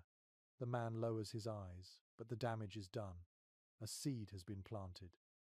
Later, when the crew disperses, you hear whispers of ration counts and missing blankets. Someone blames the carpenter, someone blames fate. You stay quiet. Out here, suspicion spreads faster than frost. There is a detail from a sailor's diary that comes to mind. During one brutal winter crossing, the crew took to marking their sleeping spaces with chalk, a thin white line to claim territory. They called it drawing the warmth. No one crossed another's line. You look around now and notice the same invisible borders forming on your ship. Men sleeping farther apart, their eyes open longer, their hands resting closer to knives. The boy sits beside you, fidgeting with a piece of rope. They're scared, he says softly. Scared men make noise. You nod. Scared men also start fires, you reply. And we can't afford either. The sea remains still, as if listening. The horizon fades into fog. You hear a gull cry somewhere above, though you see no bird. The sound feels misplaced, a reminder of life elsewhere. By evening, the air smells of smoke from the galley and tension from the deck. The captain paces near the helm, his boots tapping a steady rhythm. The crew pretends not to watch him, but everyone does. Leadership at sea is a performance, and tonight the captain plays a man who fears nothing. A peculiar note from a Danish logbook tells of captains who carried a small bell, ringing it before every meal to remind the crew of order. The sound meant structure, routine, normalcy. Your captain has no bell, only presence, and for now, it is enough. You lie down near the railing, eyes fixed on the faint shimmer of the sea. Somewhere below, ice groans against the hull. You can feel the vibration through your spine. The boy has fallen asleep, his breathing shallow but steady. You think of mutiny not as betrayal but as the sea's whisper in human form, its endless invitation to chaos. The trick is learning when to ignore it. You close your eyes and breathe deeply, matching your rhythm to the slow sway of the ship. The night grows colder again. The air tastes of metal, the sky a solid sheet of grey. Somewhere in the dark, a man hums softly to himself, the same tune from before. The sound carries across the deck like a lifeline, thin but unbroken. For now, it is enough to keep the cold and the fear at bay. The smell reaches you before the warmth does. It curls through the air like a promise, faint but unmistakable, something cooking. After days of salted meat and frozen bread, even the ghost of stew feels like salvation. You follow the scent toward the galley, ducking beneath the low beams as you enter. Inside, the space glows with a tired amber light. A single lantern swings from a hook, its flame barely holding against the draught. The cook stands before a battered pot, stirring with a wooden ladle that has seen more voyages than most men on board. Steam rises in thin, shivering ribbons. He glances at you and grins, teeth yellow but cheerful. "You smell that?" he asks, his voice rough but proud. "Miracle stew." You smile. "What's in it?" He shrugs. "Everything that hasn't run away yet." In journals from the era of Baltic privateers, cooks were often credited with saving more lives than captains. They were chemists of scarcity, magicians of leftovers. You watch this one work with reverence. Into the pot he tosses bits of salted pork, a handful of dried peas, a strip of hardtack softened in water, and a single onion that still bears traces of frost. The mixture hisses like applause. The boy slips in behind you, nose red and eyes bright. "Does it have meat?" he whispers. The cook winks. "It has flavour, lad. That's more than most nights." He hands the boy a wooden spoon to stir. The small clinking sound against the pot becomes the room's heartbeat. A curious note from an old logbook mentions that some crews added sawdust to their stews when supplies ran low. It thickened the broth and fooled the tongue into feeling full. The cook here must know the same trick. The texture already looks too generous for the ingredients. You decide not to ask. You find a seat on an overturned barrel. The air in the galley feels warmer than anywhere else on the ship. The steam carries the smell of salt and smoke, faintly sweet and comforting. For a moment, it feels almost like a home. You watch the cook move slow, deliberate, unbothered by the chill that seeps through every crack in the hull. The boy hums while stirring, the same tune that floated across the deck the night before. The cook joins in quietly, tapping his ladle against the rim of the pot in rhythm. You smile without meaning to. Even music tastes better when mixed with hunger. An old tale comes to mind. One sailors used to tell about a cook who could predict weather by how his stew boiled. If the bubbles rose fast, calm seas awaited. If they clung to the edges, a storm was coming. You glance into the pot now and see bubbles forming timidly at the center. The cook notices too and nods. "Good omen," he says softly. No historian has ever confirmed if such omens held truth, but it hardly matters. Belief itself warms the bones. You take the first sip when the cook finally ladles the stew into a cup. It is thick and smoky, the kind of flavor that makes you close your eyes to taste it fully. Salt, fat, a hint of onion, it is divine. The boy slurps beside you, grinning wide. "Tastes like land," he says. The cook chuckles. "If land ever tastes like this, I'm never going back." The three of you laugh, a sound so rare it startles you. A detail from an early English sailor's diary notes that cooks were often exempt from deck work during harsh winters because losing them meant losing morale. The entry ends with a simple truth. A warm belly argues less. You understand that now. Food is not just sustenance. It is diplomacy. The captain appears at the doorway, ducking to enter. He says nothing, only holds out his cup. The cook fills it without comment. The captain drinks, exhales, and nods once before leaving. The small exchange feels ceremonial, almost sacred. The hierarchy of warmth is clear. Whoever controls the fire controls the crew. The cook ladles out another portion and hands it to you. "Keep your strength," he mutters. "The cold's worse when your stomach's empty." You nod, grateful. Outside, the wind howls faintly, muffled by the thick wood of the galley walls. Inside, the air feels human again. Researchers still argue about what exactly pirates ate during winter crossings. Some claim they relied on salted meat and biscuits. Others suggest they traded with coastal villages for root vegetables and grains. But none of those records capture the way it feels to hold a steaming cup in frozen hands, the way taste can trick the mind into believing life is still sweet. You finish your stew slowly, scraping the last bit from the bottom of the cup. The boy yawns beside you, warm now, his face relaxed. The cook hums again, the same quiet rhythm, as if the sound itself might keep the pot from cooling too quickly. When you step back onto the deck, the cold greets you immediately, but it feels softer now, more distant. The warmth in your stomach glows like a small lamp carried through the dark. You breathe in the sea air, sharp and clean, and for a moment you forget the ache in your feet, the frost on your sleeves, the endless horizon. It occurs to you that survival is built from moments like this, stitched together by hunger, hope, and the kindness of a steady hand stirring a pot in the dark. You glance back toward the galley door, where steam still escapes in thin curls, and whisper a quiet thank you that no one hears. The sky has taken on a strange light tonight, a green shimmer that ripples across the horizon like the slow breathing of some giant beneath the sea. The crew gathers at the rail, necks craned, their faces washed in ghostly color. Even the captain steps out from his cabin, his breath hanging in the frozen air. The sight silences everyone. The glow bends and twists above the black water, its movement too slow to be wind, too alive to be cloud.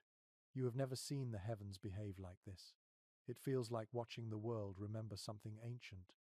An account from a 15th century sailor mentions sky fires appearing during northern voyages, lights so bright they could read their maps by them. He called them the lanterns of lost souls. Later, scholars would name the same phenomenon the aurora, but you prefer the sailor's version. It sounds closer to truth. The boy tugs your sleeve. "Are they spirits?" he whispers. You look up at the lights again, the way they shimmer and curl like fabric in slow motion. "Maybe," you answer. "If they are, they're gentle ones." The glow deepens, spilling green and violet across the deck. Even the ice on the ropes seems to glitter with borrowed color. The sea mirrors it, rippling with faint reflections that make it hard to tell where water ends and sky begins. A log from a Hanseatic ship recorded a strange event. During nights when the lights danced brightest, the sea sometimes shone too, filled with pale fire from unseen creatures below. The writer claimed he could see his reflection glowing. You look down now, and for a heartbeat, you see it too, the faint glimmer of movement beneath the waves. Someone murmurs a prayer. Another whispers that it's bad luck, a warning from the dead. A third laughs softly, as if the fear itself is too cold to grip. You just watch, the colors washing over your face. The beauty feels both comforting and wrong, as if the universe has forgotten that you're supposed to be miserable. The boy cups his hands to the sky as if trying to catch the light. His breath fogs, blending with the glow. "Do you think it's warm up there?" he asks. You almost answer yes. Then you see something in the water, a pale shape gliding just beneath the surface. It moves like a shadow, long and slow. The others see it too. The murmurs stop. For a long moment no one breathes. Then it vanishes, leaving only light and silence. A sailor breaks the stillness. "Whale," he says, his voice uncertain, or something pretending to be. The men laugh nervously. The cook mutters, "If it's pretending, let it keep pretending." No one knows for sure what they saw. Some claim it was a whale. Others insist it was a ship of ghosts sailing below.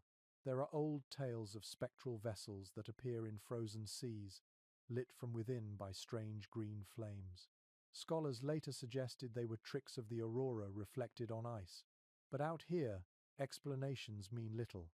Belief has more weight than reason when the world glows like this. The boy leans against the rail, eyes wide. "It's beautiful," he whispers. You nod slowly. "It is," you reply, though a part of you wonders if beauty this deep in winter is a kind of warning. The light shifts again, pale green giving way to a faint blue that feels almost cold to look at. It flickers across the faces of the crew, softening the lines of exhaustion. For the first time in weeks, everyone stands still without shivering. The sea seems to listen too, calm and heavy, reflecting the sky's strange fire. You remember reading a fragment from an Icelandic manuscript that claimed the lights were the breath of whales under ice. The ancients believed the creatures exhaled stars through the water, their souls glowing as they sang. You can almost imagine it now, the sea alive with music too deep for human ears. The captain finally speaks. "Back to work," he says quietly, though there is no anger in his tone. The spell breaks gently. The men disperse, still glancing upward as they go. The boy lingers, unwilling to look away. You stay beside him a moment longer, both of you silent. When the last glow fades, darkness returns like a tide. The ship creaks, the sea breathes. The illusion ends, yet the afterimage remains in your mind, vivid and unreal. You blink, and the world feels smaller again.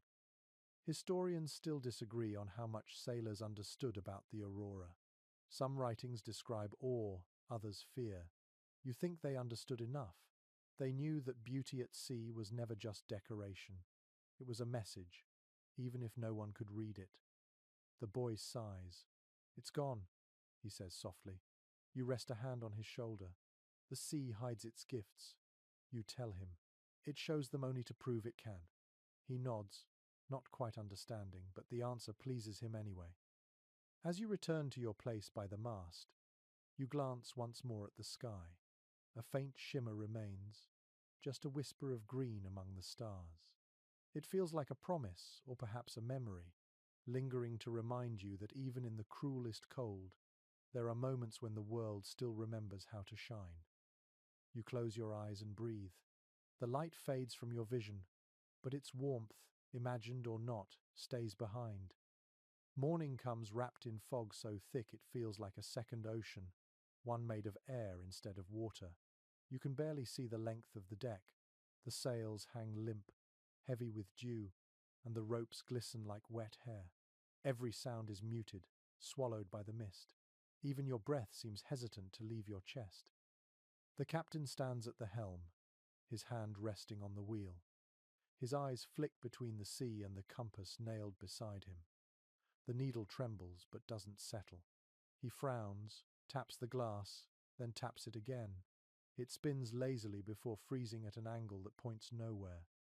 You hear the low murmur ripple through the crew. Everyone knows what that means. The compass has frozen, trapped by the night's chill. The ship is blind. Old records describe this moment as one of the sailors' greatest fears.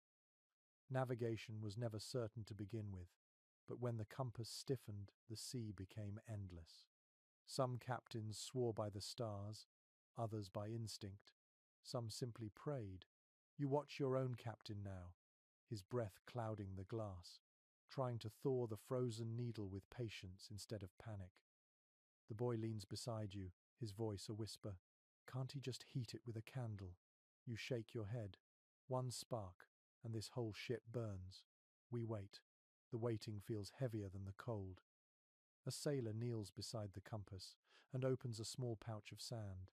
He sprinkles it gently over the glass, muttering a few words under his breath. You have seen him do it before. He believes the earth will guide the metal back to life if it tastes soil again. The others pretend not to watch, but every man on deck leans slightly closer. The needle twitches once, twice, then holds steady. A small cheer breaks out, thin and uncertain, but relief all the same.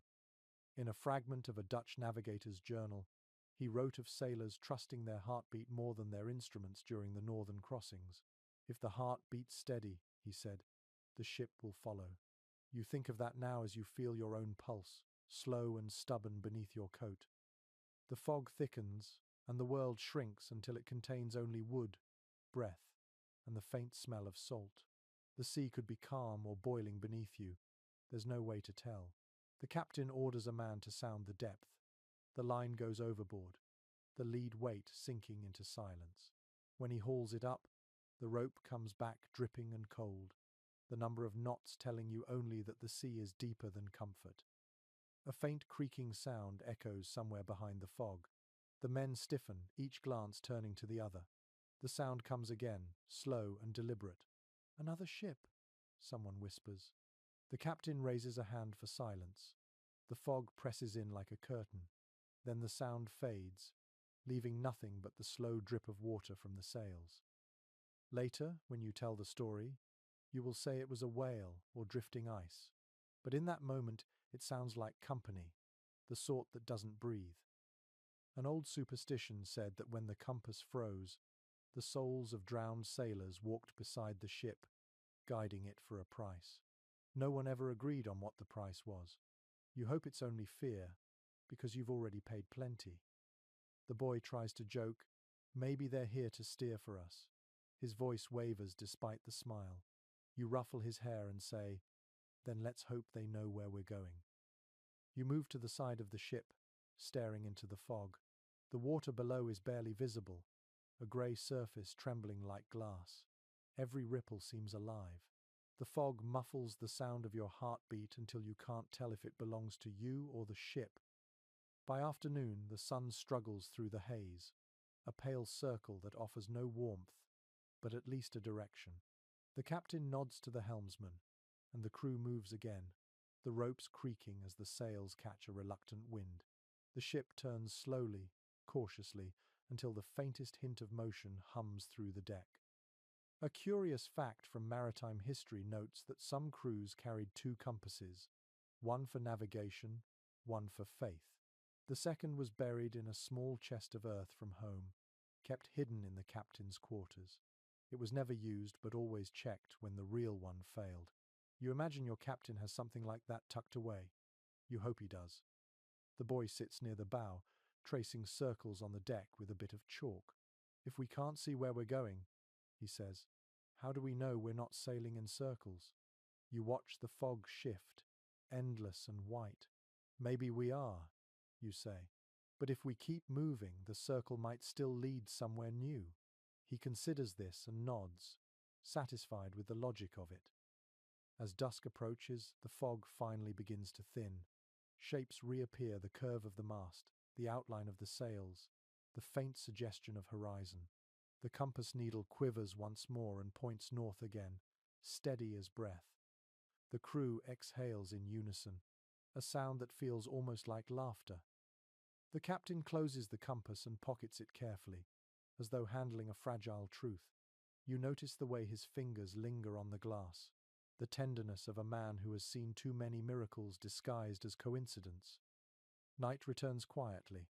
The fog lingers at the edges of the sea, glowing faintly in moonlight. The air smells cleaner now, sharper. The boy leans on the rail beside you, eyes half closed. "Do you think the compass really froze?" he asks. "Or did we?" You smile, not sure you know the difference. Above, the stars return, countless and cold. You breathe in deeply and feel something shift inside you, a tiny spark of faith in direction, not in tools or maps, but in the stubborn rhythm of movement. As long as the ship drifts, you decide you are still home. The next night arrives without warning, slipping across the water like ink spreading on parchment. The wind drops away and the cold grows heavier, pressing into every seam of clothing, every crack in the deck. The air feels thick enough to drink, the kind that freezes words before they leave your mouth. You sit near the main mast, rubbing a small piece of bone between your palms. It is carved crudely, the outline of a fish etched along one side. You found it in a chest weeks ago, wrapped in cloth and tucked behind a coil of rope.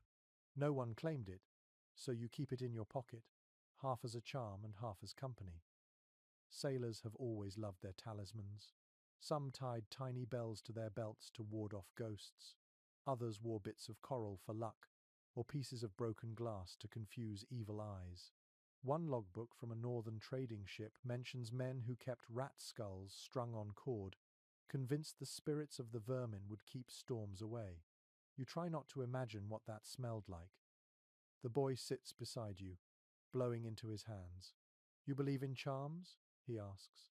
You glance at him, then at the bone in your hand. "I believe in anything that gives you a reason to keep breathing," you answer. He nods, satisfied. From below deck, someone starts muttering a prayer, low and rhythmic. The words drift upward through the gaps in the planks, strange and beautiful in their repetition. It is not a prayer you recognize, but it sounds older than language. The sound mingles with the creaking of the ship until the two become one. A curious entry in a medieval sailor's diary notes that crews often carried small relics stolen from churches: a saint's tooth, a sliver of bone, a piece of cloth said to touch holiness once.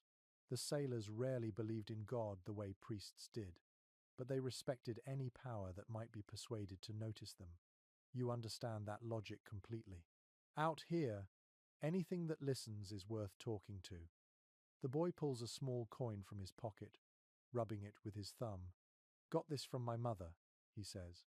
"She said if I kept it warm, I'd always find my way home." You look at him for a long moment, then nod. "Then keep it warmer than your heart," you say softly. He smiles faintly and slips it back into his coat. The air smells of smoke from the galley and faint salt. Somewhere aft, a sailor spits into the sea and whispers a curse.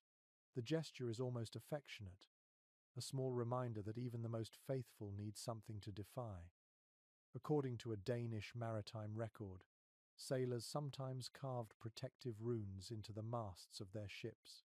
The symbols were meant to keep away frost, sickness, and betrayal. You glance at the wood beside you and see faint scratches running along its grain. Maybe someone did the same here, long before you joined this voyage. The marks are shallow but deliberate, like a quiet conversation between wood and belief. The captain appears, his coat lined with frost. He carries a string of beads in one hand, the kind a priest might own. He turns them slowly, lips moving silently. You wonder what language his prayer belongs to, if any. Faith at sea is a private thing, a quiet negotiation between man and chaos. The boy watches him. "You think it works?" he asks. "Maybe not," you say, "but it gives him something to do while he waits for dawn." A strange superstition from an old Baltic crew surfaces in your mind. Sailors believed that the cold itself had a spirit, a creature of wind and silence that followed ships through winter. They called it the Frost Mother. She was said to be kind to those who sang to her and cruel to those who mocked her.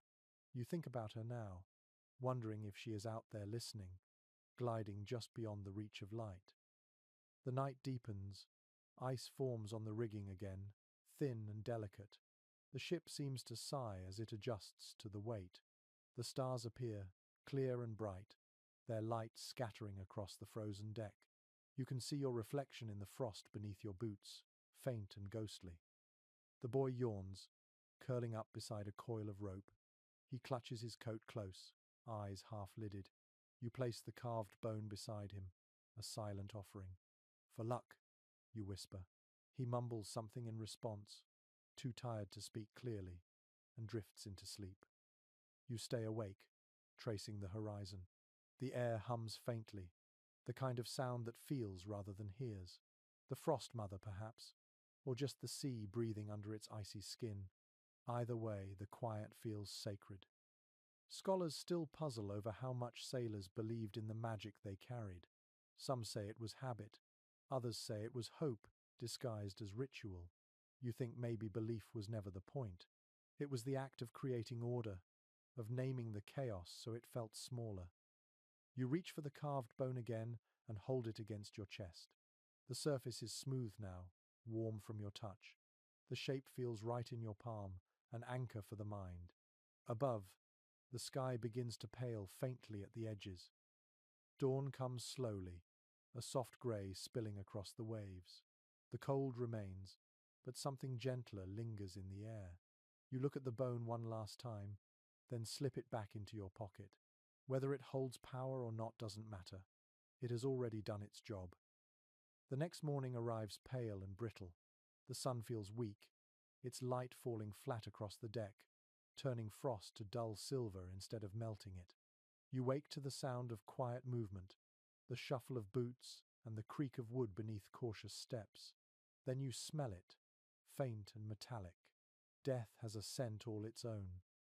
You sit up and see a small group gathered near the bow. No one speaks loudly. The boy stands at the edge of the circle, his face pinched and still. You already know what has happened before you reach them. A sailor lies on the deck, wrapped in a piece of canvas once used to cover barrels. His eyes are closed, his skin almost translucent. Frost glitters along his beard like tiny jewels. Someone has placed a small stone over his chest to keep the wind from lifting the fabric. For a while, no one moves. Death at sea is not a surprise, only an interruption. It arrives quietly, without drama, like another kind of weather. The captain approaches, hands clasped behind his back. He looks at the body for a long time before nodding. He goes with the tide, he says softly. In maritime records from the 15th century, there are detailed descriptions of burials at sea. The body was usually sewn into canvas with heavy weights at the feet, a final kindness to keep it from returning to the surface.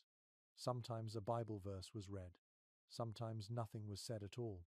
The sea was both grave and witness. The cook steps forward, holding a needle and thread. He kneels beside the body and begins to stitch the canvas closed. His hands shake slightly, though not from cold. Each puncture of the fabric makes a soft popping sound, a rhythm that fills the silence. The boy watches, eyes wide but dry. A curious tradition is mentioned in one old sailor's journal. The final stitch was always made through the nose. It was said to ensure the man was truly gone, not merely asleep. You watch now as the cook makes that last careful motion, then ties off the thread. No one flinches. Ritual is a shield against thinking too much. When the sewing is done, the men lift the body gently and carry it to the rail.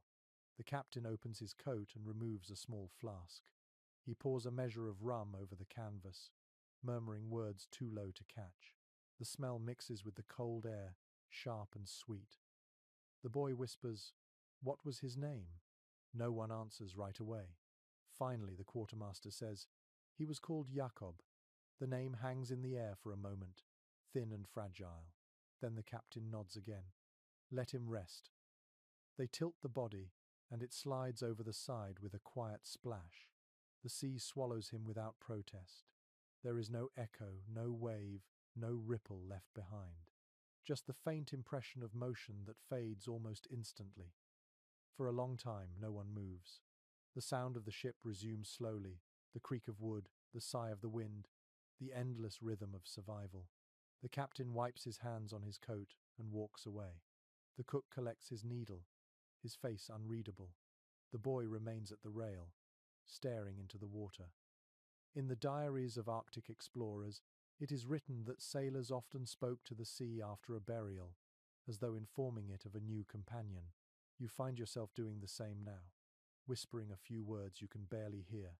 They mean nothing and everything. The boy turns to you after a while. "Do you think he felt anything?"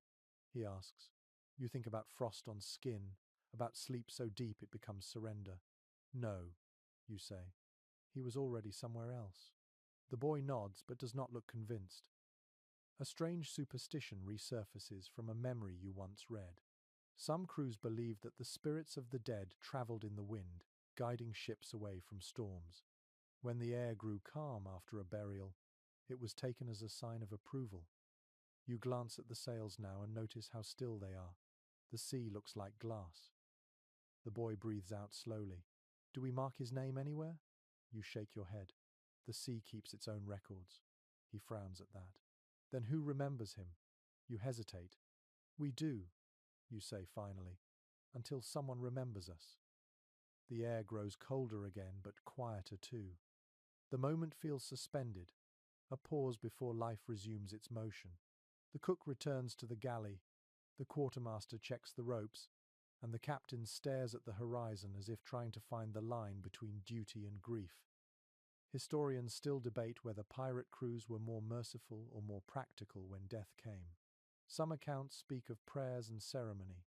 Others suggest a body might be gone before sunrise to save time.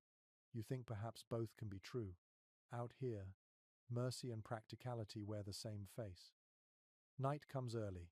The sea glows faintly in the moonlight, calm and endless. You lean against the rail where Jakob went overboard and listen to the water breathing below. The sound is steady, like a heart that belongs to no one. The boy sits beside you, silent for a long time. Then he says softly, "Maybe he's warm now." You don't answer. You just nod, watching the place where the water shifts, imagining the weightless peace waiting below. The next morning smells of smoke and salt. The ship has drifted closer to land, though at first no one is sure where. A faint line of dark shapes emerges from the mist ahead, jagged against the pale horizon. The captain leans over the rail and squints. "Ice ports," he mutters. The word alone carries both relief and caution. You follow his gaze and see a narrow inlet lined with snow-covered rocks. Beyond it, a handful of wooden buildings huddle together like animals keeping warm. Smoke curls weakly from their chimneys. The sight of firelight feels like a promise of life after too many frozen nights. The boy beside you grins. "We're saved," he says, already imagining warm rooms and food that doesn't crunch with salt. You smile, though the captain's expression tells a different story. Shore means trade, but it also means risk. In the annals of northern trade routes, small ports like these were notorious for their shifting loyalties. They welcomed sailors one week and robbed them the next. The cold didn't breed kindness, it bred necessity. Everyone was surviving someone else's hunger. The ship creaks as it anchors near the shore. The sound of the ice grinding along the hull makes you wince. The captain orders a few men to lower a small boat. The boy jumps in before anyone can stop him. "I'll help," he insists. The captain narrows his eyes but allows it. You climb down after them, the oars stiff with frost. The water near shore is half ice, half slush. The boat moves slowly, cutting through the grey surface. The air smells cleaner here, sharp with pine and distant smoke. As you near the dock, a figure steps out from one of the wooden huts. A man in a fur coat waves lazily, his face hidden beneath a hood. The boy whispers, "Do you think they'll trade with us?" You nod. Everyone trades. It's only a question of what they take.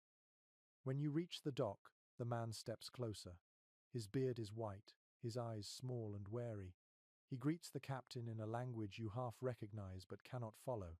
The two speak quietly for a while, gestures doing most of the work. Then the man nods and beckons you all toward the shore. Inside the largest hut, the air is warm and thick with the scent of burning peat. The walls drip from melted frost. You can hear the faint hum of voices in adjoining rooms, low and steady like a song sung under one's breath. The villagers move slowly, wrapped in thick furs, their faces expressionless. They offer bowls of hot liquid that smell of herbs and fish. You drink cautiously. It tastes strange but good. According to one surviving letter from a Hanseatic trader, these winter ports often mixed their hospitality with calculation. They would measure each visitor's weakness as carefully as they measured silver. You can feel the weight of their eyes now, curious but not unkind. They are assessing you, taking stock of who looks strong, who looks tired, who might trade too easily. The captain unrolls a small bundle of cloth and reveals items for barter: a few coils of rope, some nails, a half-empty keg of rum, and a handful of trinkets stolen from warmer waters. The villagers examine everything without speaking, their fingers quick and practiced. Finally, the old man nods. Two women appear from a back room carrying baskets filled with bread and dried fish. The exchange is quiet, almost ritualistic. The boy chews his bread greedily, eyes bright. "It's soft," he says between bites, astonished by the texture. You take a piece and taste it slowly. The warmth spreads through your chest. You hadn't realized how much you missed the feeling of chewing something that wasn't hard as wood. A peculiar note from a 17th century sailor's diary describes these same northern taverns as half church, half trap. He wrote of being welcomed with soup and smiles, only to wake missing both his boots and his ship. You glance around now, alert despite the comfort. The villagers speak softly among themselves, their glances quick but unreadable. One of them, a woman with hair like grey straw, approaches you. She offers a small carved figure, a bird with outstretched wings. "For luck," she says in rough Latin, her accent thick. You hesitate, then hand her one of the metal buttons from your coat in return. She nods once, apparently satisfied. The boy examines the carving. "You think it's real luck?" he asks. You turn it in your hand. The wood is smooth, the wings delicate. "Real enough," you say. The captain concludes his exchange with the old man, who hands him a small jug filled with clear liquid. "Firewater," the man says in halting words. "For the blood." The captain smells it, nods, and pockets it without tasting. Trust is a fragile currency here. Outside, the air feels colder after the hut's heat. The village is silent except for the distant bark of a dog. Snow drifts lightly across the roofs. You walk toward the shore again, the carved bird warm in your palm. The boy hums softly beside you, the tune slow and uneven. Historians still disagree on whether pirates found allies in these remote ports or simply temporary truces.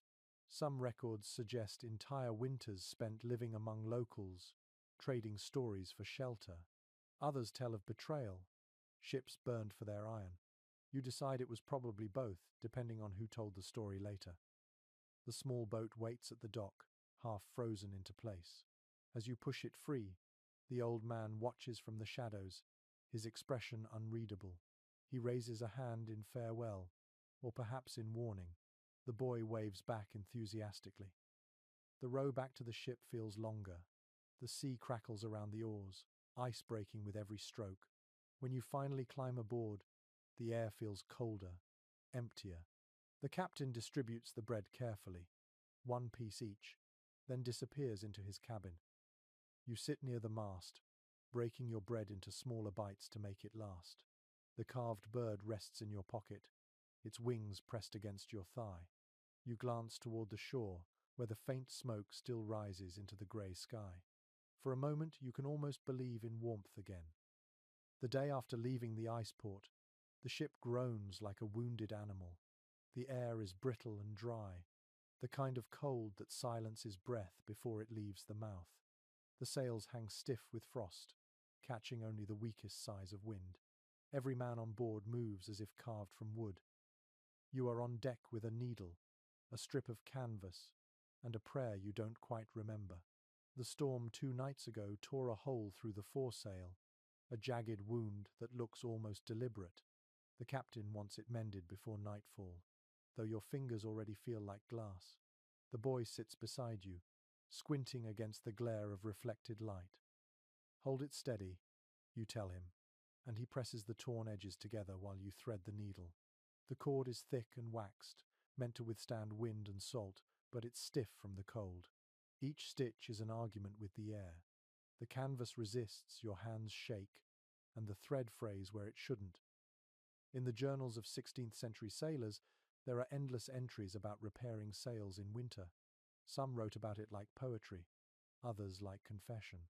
A single tear could cripple a voyage, and mending it often meant gambling with frostbite. You understand both now. The canvas feels alive beneath your fingers, trembling with every gust. The boy asks, "Didn't they ever have spares?" You shake your head. Spares don't last long when the wind hates you. He laughs softly at that, though his breath comes out in white clouds. The needle slips and pricks your thumb. A bright bead of blood forms instantly, startling against the pale skin. You watch it freeze almost at once, a tiny ruby turned to glass. The boy stares. "That's horrible," he says. You grin. "That's proof I'm still working." One curious note from a merchant's log claims sailors would sew with fishbone needles when metal ones froze too quickly. The trick, apparently, was to warm them first in one's mouth. You consider trying it before deciding the taste of salt and rust isn't worth it. The current needle, though stiff, will do. The wind grows stronger. The sail thrashes in your hands, pulling like a living thing desperate to escape. The boy holds tight, knuckles white. "It's fighting us," he mutters. "Let it fight," you say, teeth gritted. "We'll win." For hours you work in silence, save for the rhythmic scrape of the thread through canvas. The sound becomes hypnotic.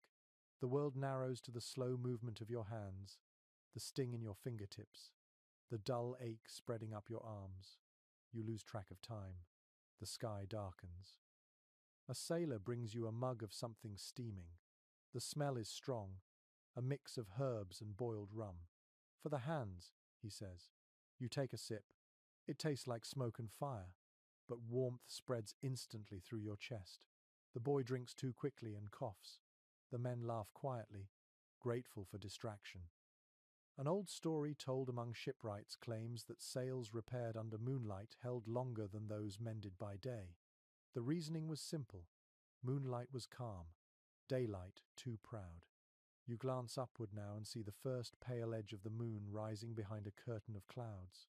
The light catches on the freshly stitched seam, making it shimmer faintly.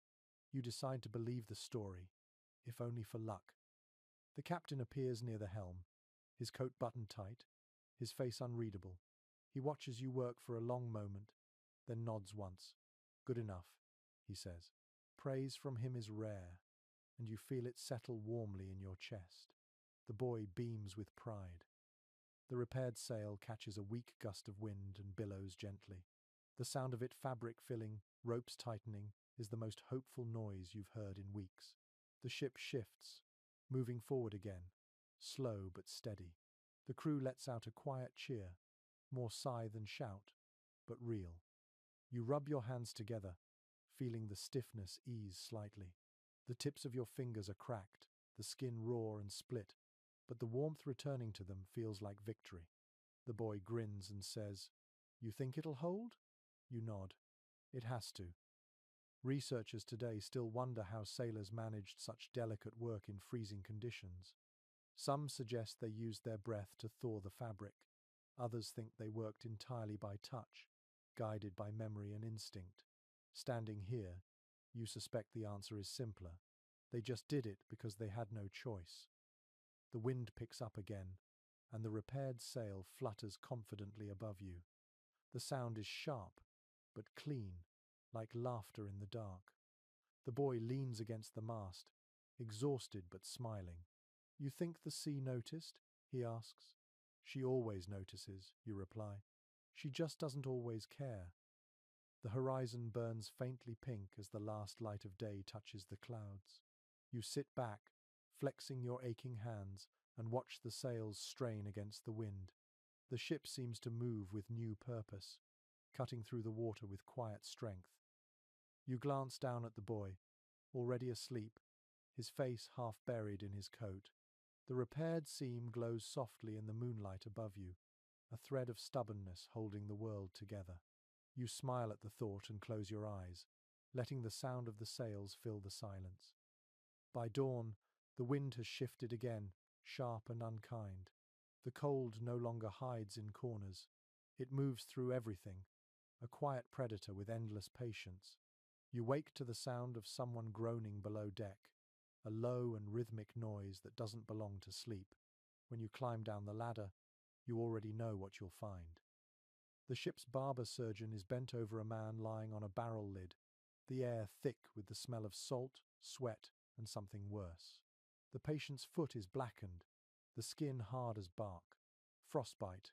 You have seen the early stages before, white patches on fingertips, slow numbness, but this is beyond that.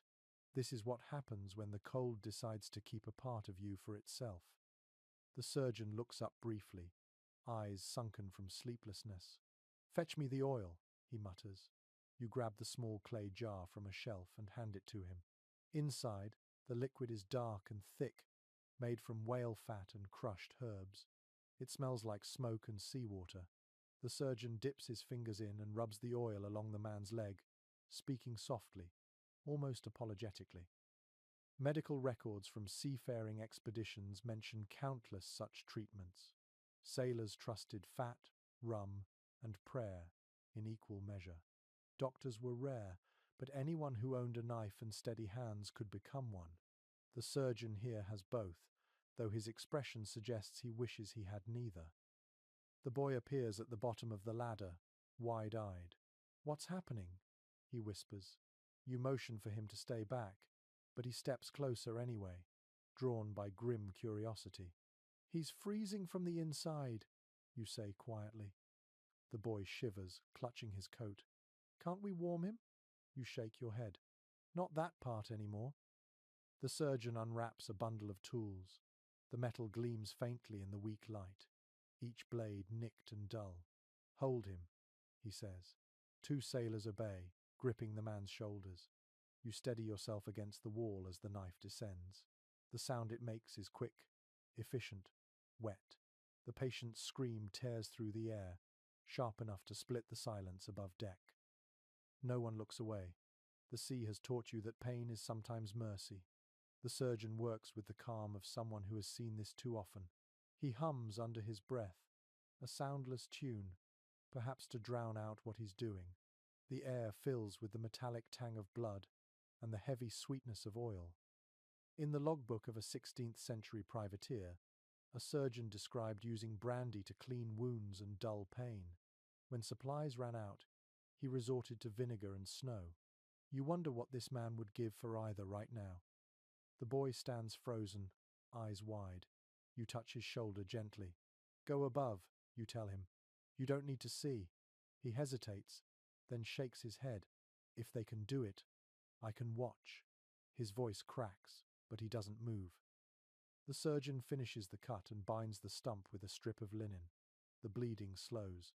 The man slumps back, unconscious or perhaps grateful to be so.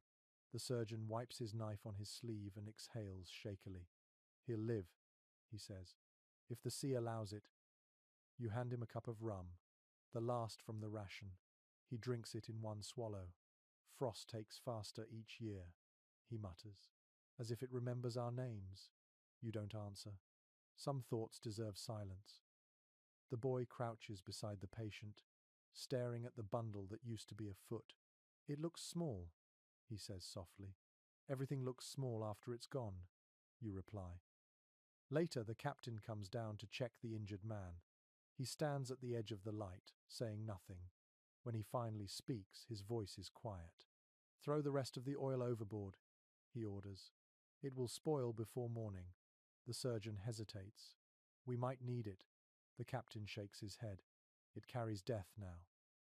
There is a strange logic in such superstition. Historians note that sailors often destroyed anything associated with sickness or loss, as though the sea itself demanded an offering. The act was half precaution, half exorcism. You watch the surgeon toss the jar into the waves later that night. The sound of it hitting the water is soft, almost polite. When the deck quiets again, you sit near the mast, staring at your hands. The smell of oil still clings to your skin. The boy sits beside you, silent. After a while, he asks, "Do you think it hurts after?"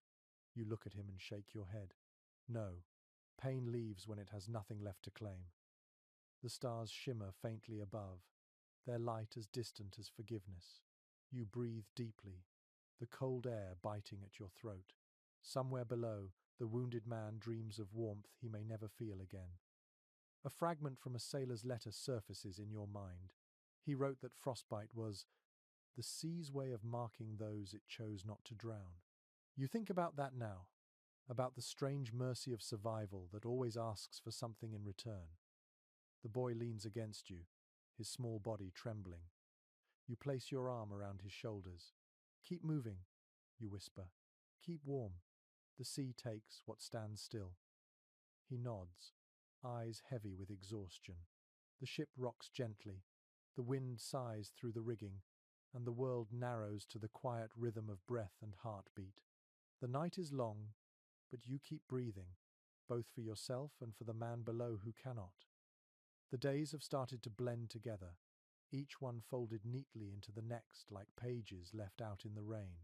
Time no longer feels measured by sunrise or tide, but by the sound of hands working and the smell of smoke that drifts from the galley. The cold has become so familiar that warmth now feels like a rumor. You are sitting near the lantern light, watching a man hunched over a scrap of parchment. His fingers tremble as he dips the quill into a small pot of ink, but he writes carefully, each word placed as though it might fall off the page if he rushed. It takes you a moment to realize he is writing a letter. Ink freezes easily in weather like this. To keep it fluid, sailors used to mix soot with rum or lamp oil, creating a slow, thick black that resisted the frost. The man now warms the quill between his palms before touching it to the paper. The tip scratches faintly, the sound small but steady. The boy sits beside you, curious. "Who's he writing to?" he whispers. You shrug. "Someone who'll never see this letter, probably." He frowns. "Then why bother?" You smile faintly. "Sometimes the writing is the seeing." The man pauses, holds the parchment up to the lantern, and frowns at a smear of ink spreading across the words. He blows gently, but the breath turns to mist and falls back as frost. The ink stiffens again, trapping his sentence mid-thought. He sighs, mutters something about patience, and starts another line. In an old English sailor's notebook, there is a mention of men sealing their letters in bottles when the cold made delivery impossible. Some believed the sea carried them to the right shore. Others just wanted their words to outlive them. You wonder how many bottles still drift somewhere out there, their messages frozen into history. The boy watches, wide-eyed. "Do you write letters?" he asks. "Only in my head," you say. "The sea doesn't deliver paper." He nods thoughtfully. "If you could, who would you write to?" You hesitate before answering. "Someone who'd understand why I stayed." The man finishes his letter and folds it carefully. The paper cracks faintly, stiff with cold. He ties it with a bit of thread and slips it inside a small oilskin pouch. For a moment, he holds it close to his chest, as though warming it might make the words live longer. Then he tucks it into a gap between the planks near his bunk, a secret archive of hope. Historians often overlook such gestures. Ships' records speak of routes, cargo, and battles, but rarely of the small tendernesses that kept men human. The letters that survived are few and usually unsigned, but the handwriting always tells the same story. Shaky, uneven, alive. The boy reaches for a scrap of paper and a stub of charcoal. "I want to try," he says. He presses his tongue between his teeth as he writes slowly, clumsily. When he finishes, he hands it to you. The words are simple. "Dear home, I am cold but not dead yet." You fold it and give it back. "Keep it," you tell him. "That's a strong sentence. Might outlast us all." He grins proudly and tucks it inside his coat. The act feels strangely holy. The lantern flickers as the ship sways. The sound of wind fills the small space, soft and constant. You can hear someone snoring nearby, another coughing, the faint creak of wood breathing in rhythm with the sea. The letter writer stands, stretches his hands, and walks toward the ladder, perhaps to deliver his folded hope to the waves. A curious note from a 17th century diary describes men whispering to their letters before tossing them overboard, as though blessing them with their final breath. You imagine him doing that now, voice low, eyes on the horizon that hides more than it shows. The boy yawns, curling beside you. "If I send mine," he murmurs, "do you think it will find my mother?" You watch his small fingers clutch the paper. "If the sea listens tonight, yes," you answer. "If not, then the stars will." He closes his eyes, comforted. The lantern burns lower, the air growing colder but quieter. You can almost hear the scratch of the quill still echoing somewhere in the dark, a rhythm that feels both fragile and endless. You think of all the words lost to the ocean, sentences swallowed before they reached another hand. Maybe the sea keeps them, you decide. Maybe that is why it never stops murmuring. Every wave, a fragment of someone's unfinished thought. You take one last look at the letter hidden in the planks. The ink may freeze, the paper may rot, but the intent remains an act of defiance against silence. You smile, suddenly certain that words, like warmth, are never truly lost. They just change form. The air that night feels different, softer somehow, though still sharp enough to sting when you breathe too quickly. The sky above the mast is clear, the stars crowding together like frost crystals clinging to the dark. You lie on your back, watching them flicker, each one a frozen ember that refuses to die. The ship creaks gently beneath you, its rhythm almost like a lullaby. Sleep comes in fragments these days. You drift between waking and dreaming, never sure which feels more real. The line between exhaustion and peace has blurred. You close your eyes and listen to the sea's quiet murmur, that endless conversation of wind and water. It almost sounds like words. The boy sleeps beside a coil of rope, curled tightly like a cat. His breath comes out in thin puffs, rising and vanishing into the cold air. You pull your coat tighter around him. The sound of his breathing steadies you. Legends among sailors spoke often of dreams at sea. Old stories said that when men fell asleep under the open sky, their minds drifted into the water, carried by invisible tides. Some claimed they met spirits there, guardians of the deep, the kind that gave warnings or comfort in whispers. You used to laugh at those tales. Tonight, you almost hope they are true. The stars seem to ripple, reflecting faintly in the black water below. For a moment, it looks as though the ship is sailing between two skies, one above and one beneath. You close your eyes again and breathe deeply, letting the rhythm of the waves guide you. A sound begins to form in your half-dreaming mind, a low hum that rises and falls like a chant. At first, you think it is wind caught in the rigging, but it changes too smoothly to be chance. You open your eyes and see nothing, yet the melody remains. It is warm somehow, threading through the cold. In an obscure Norse folk tale recorded centuries later, sailors told of the ice spirits, beings who hummed over sleeping men to keep their hearts from freezing. They said the sound felt like a hand resting on the chest, gentle but firm, reminding the body to breathe. You feel that now, a steady pulse of warmth just beneath your ribs. The boy stirs, mumbling in his sleep. His face relaxes, a faint smile playing across his lips. Whatever he is dreaming, it must be kind. You envy him that simplicity. The hum continues, weaving through the ship like invisible smoke. You turn your head toward the horizon and see faint light glimmering on the water's surface, pale blue and slow moving.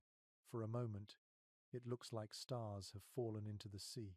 The glow widens, spreading beneath the hull in a quiet swirl. It feels alive.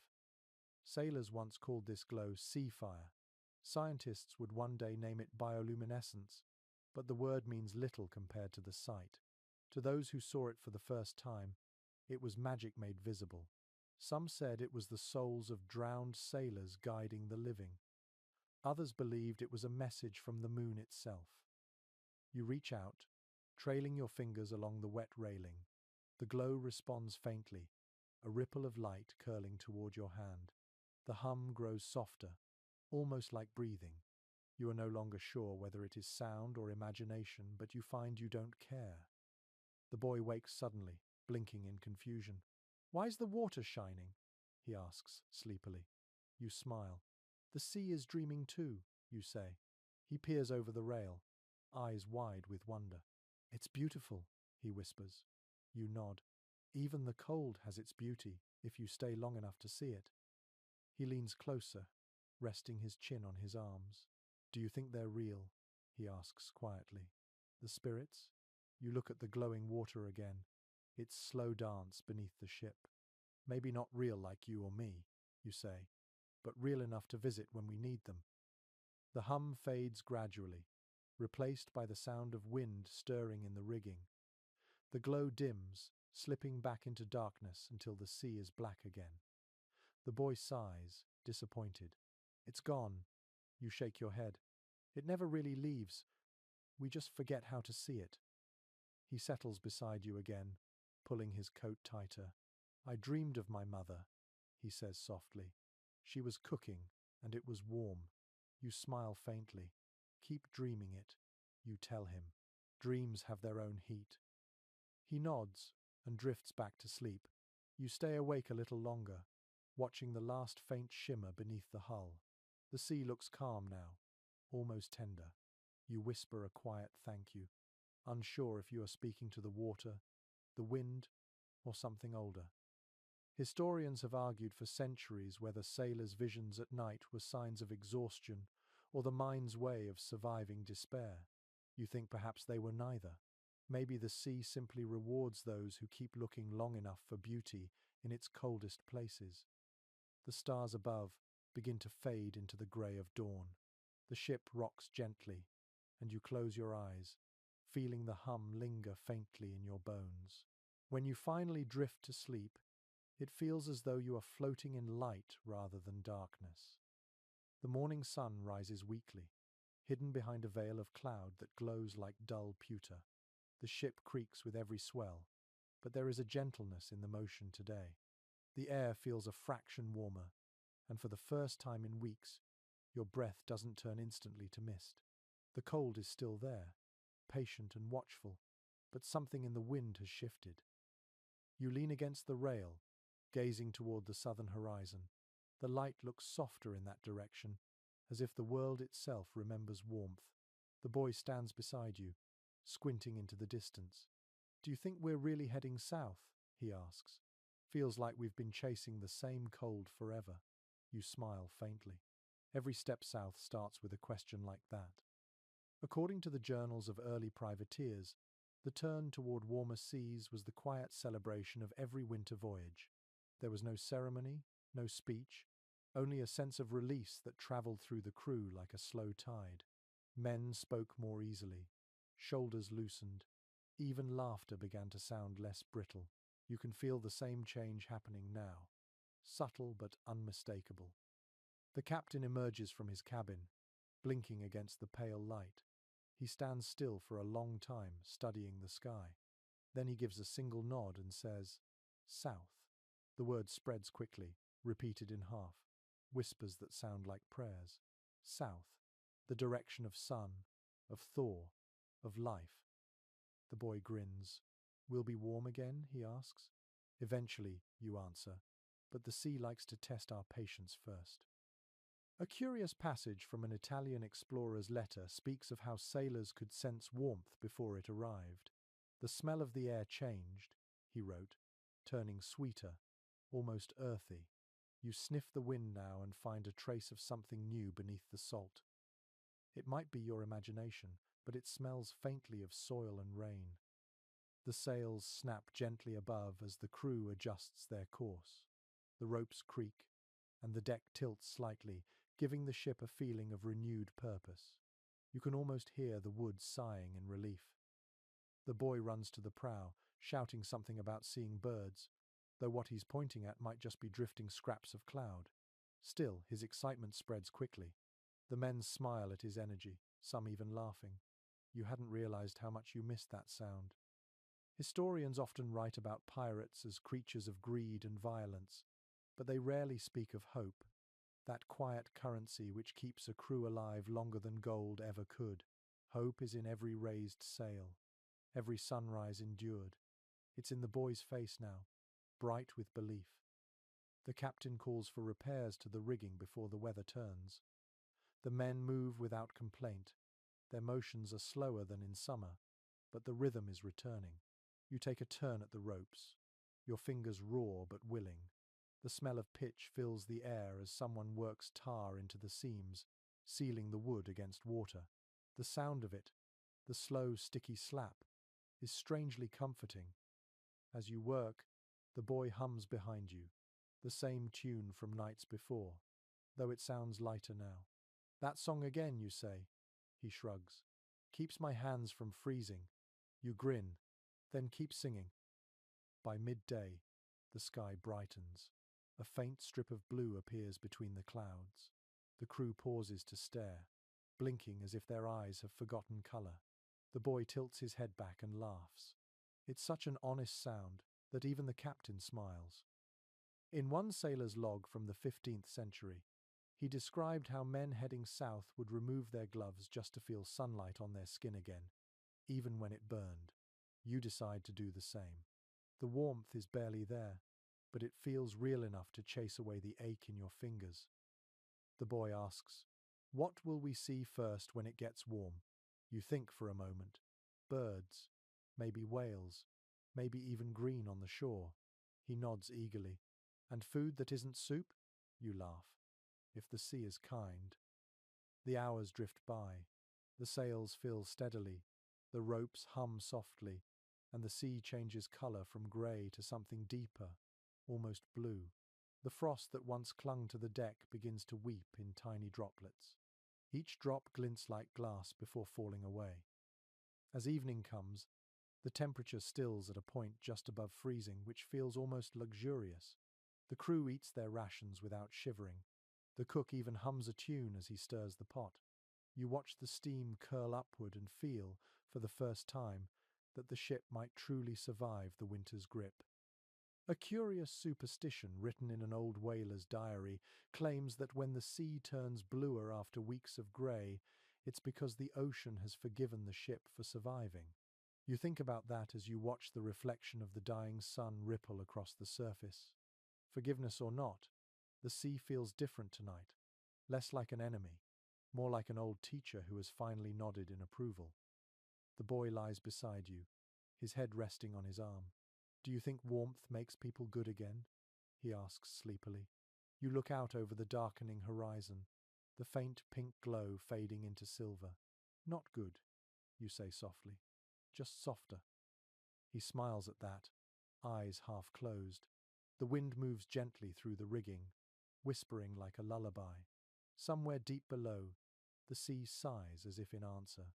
You pull your coat tighter, feeling the weight of the past weeks settling into something quiet, something almost peaceful.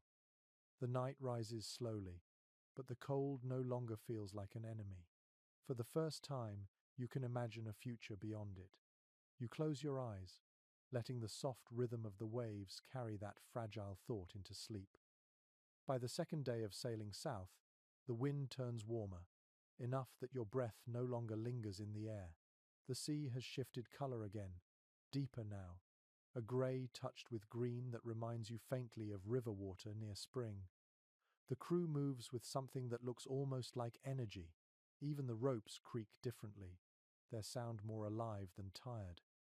You sit on a coil of rope near the galley, watching the boy repair a tear in his sleeve with careful stitches.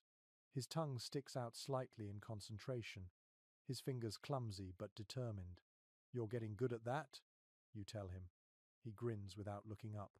"I learned from watching you fix sails." You nod. "Then you'll survive longer than most." The captain stands at the bow, his coat open for the first time in weeks.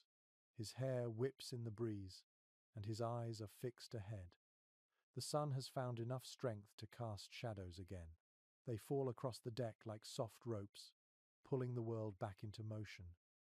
A rare account from a 16th century navigator describes how men changed when leaving the frozen north. Their voices grew louder, their steps lighter, their tempers kinder.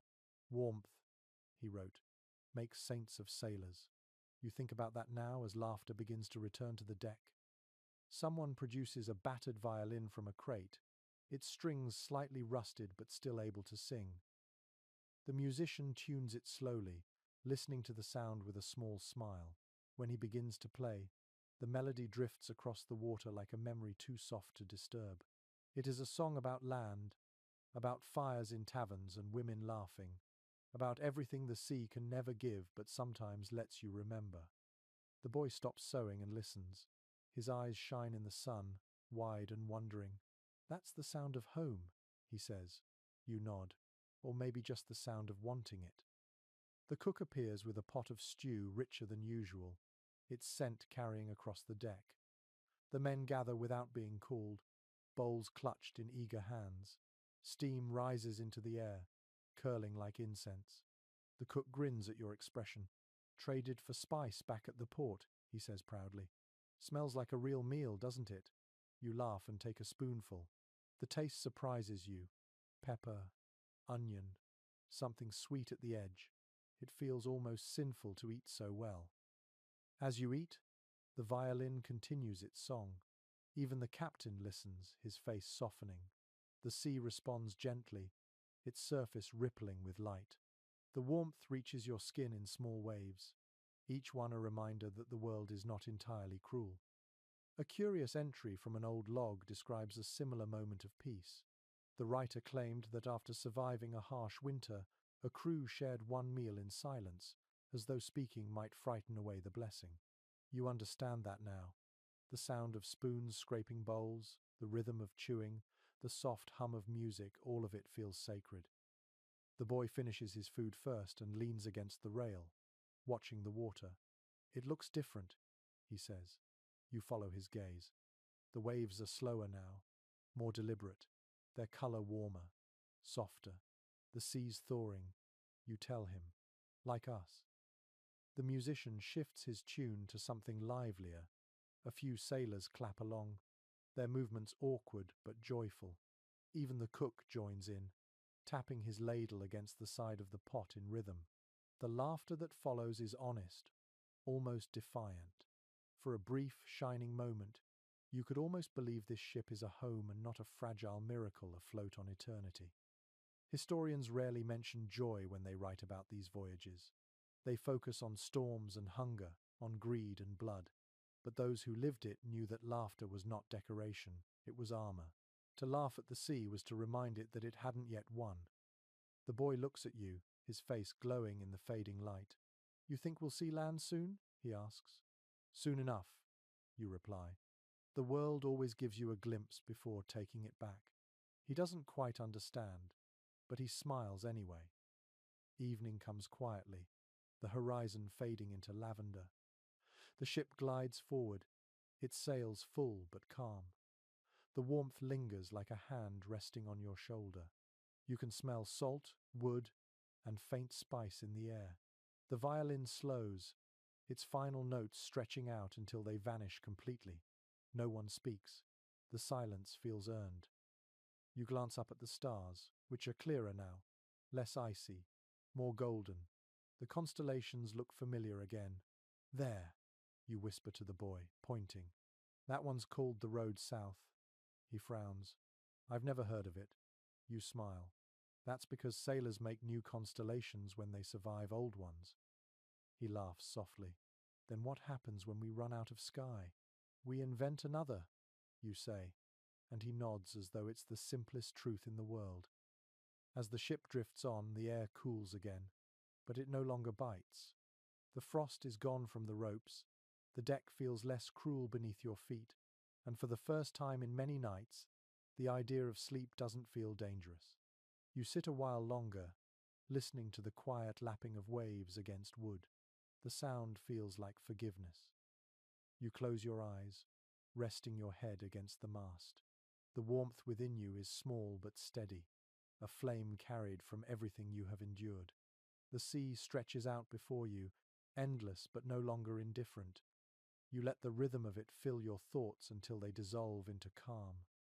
The dawn comes golden, not grey. The sky opens in slow colour, a wash of pale amber spreading across the sea, until even the frozen boards beneath your boots look warm again. The air smells different now, less of salt and ice, more of rain and life. You lean on the rail, feeling sunlight touch your face for the first time in what feels like forever. The boy stands beside you, squinting at the horizon. His cheeks are still thin, his hair still tangled, but his eyes shine with something that looks suspiciously like hope. Is that land? He asks. You follow his gaze. There, faint and uncertain, a dark line breaks the endless water. For a moment you think it might be a trick of light, but then the shape holds. A coastline, real and solid. You do not cheer. No one does. The moment is too fragile, too sacred for sound. The captain simply nods once, and that is enough. The crew moves quickly, adjusting ropes, trimming the sails. Every motion feels lighter, as though gravity itself has softened. In the writings of early explorers, there is a quiet reverence for the first sight of land after months at sea. They called it the return of color. It wasn't just about survival.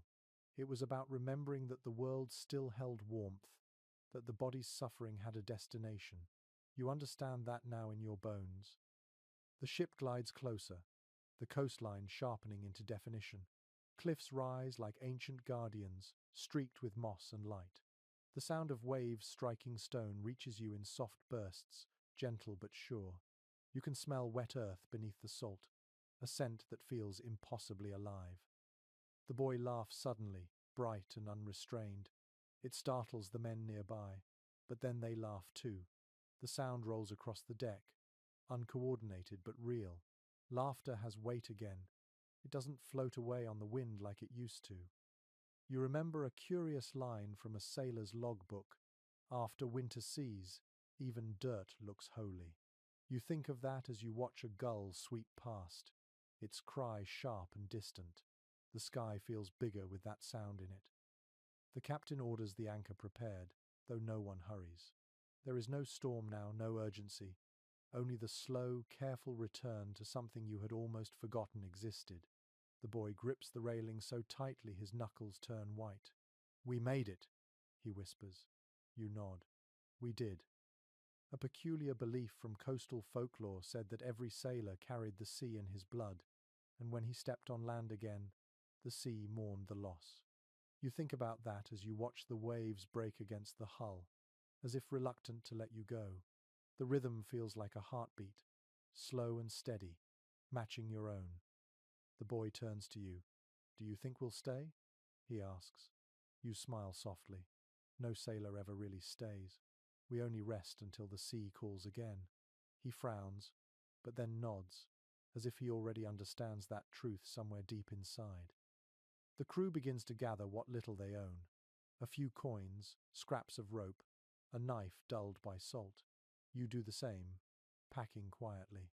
The carved bird the old woman gave you rests in your pocket. You take it out and hold it against the light. Its wings glow faintly, as though it remembers something you do not. Historians often speak of pirates as wanderers who sought fortune, but you know better now. Most sought warmth, or meaning, or simply a story worth telling before the sea took their names. You look around at your crewmates, the tired eyes, the cracked hands, the smiles that look too small for their faces, and you see something like peace among them. The boy leans his head on your arm. "What do you think we'll find there?" he asks. "Whatever we've earned," you reply. "Maybe a little sun, maybe a little silence." He nods again, satisfied. The ship slows. The sails loosen. The anchor drops with a deep splash that sounds almost like relief. The sea settles beneath you, its endless voice softening to a whisper. The boy grins and lifts his face to the sunlight. "It's warm," he says. "Really warm." You close your eyes and breathe deeply. The air tastes new. For the first time in months, the cold inside you begins to melt. The warmth doesn't feel fragile anymore. It feels deserved. The sea, still vast and patient, rocks the ship one last time, as though giving permission to rest. No one speaks as the first small boat lowers into the water. The oars dip gently, breaking the surface with steady rhythm. The boy climbs in, clutching the carved bird in one hand. You follow, watching the ship recede behind you, its dark sails catching the morning light. It looks smaller now, like a memory that will fade but never disappear. The waves push you toward shore. The smell of earth grows stronger, the sound of gulls louder. You glance once more at the sea. It glitters like glass, serene, pretending it was never cruel. You smile, because you know better.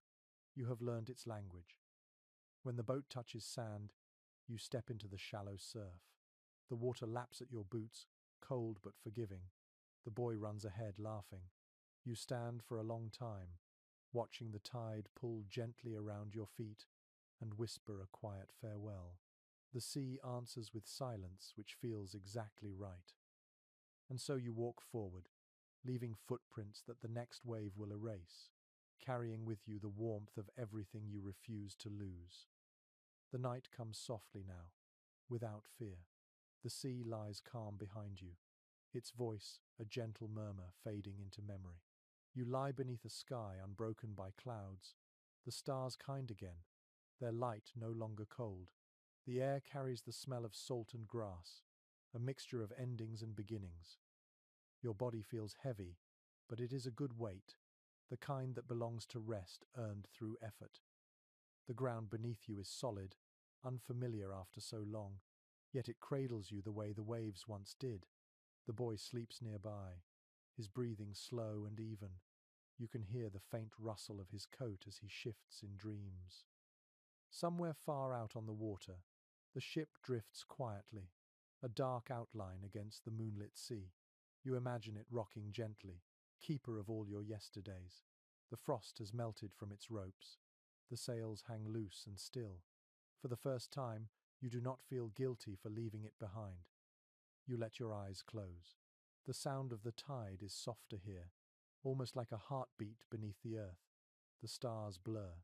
The warmth spreads through you slowly, like candlelight filling a room. Everything you endured, the hunger, the storms, the silence now feels distant, small. You have survived the coldest nights, not through strength alone, but through the quiet persistence of being alive. The sea will remember you, in its way. And when it calls again, as it always does, you will answer with gratitude rather than fear. For now, though, there is only warmth, only breath, only the deep, endless peace of a world that has forgiven you for surviving. Sweet dreams.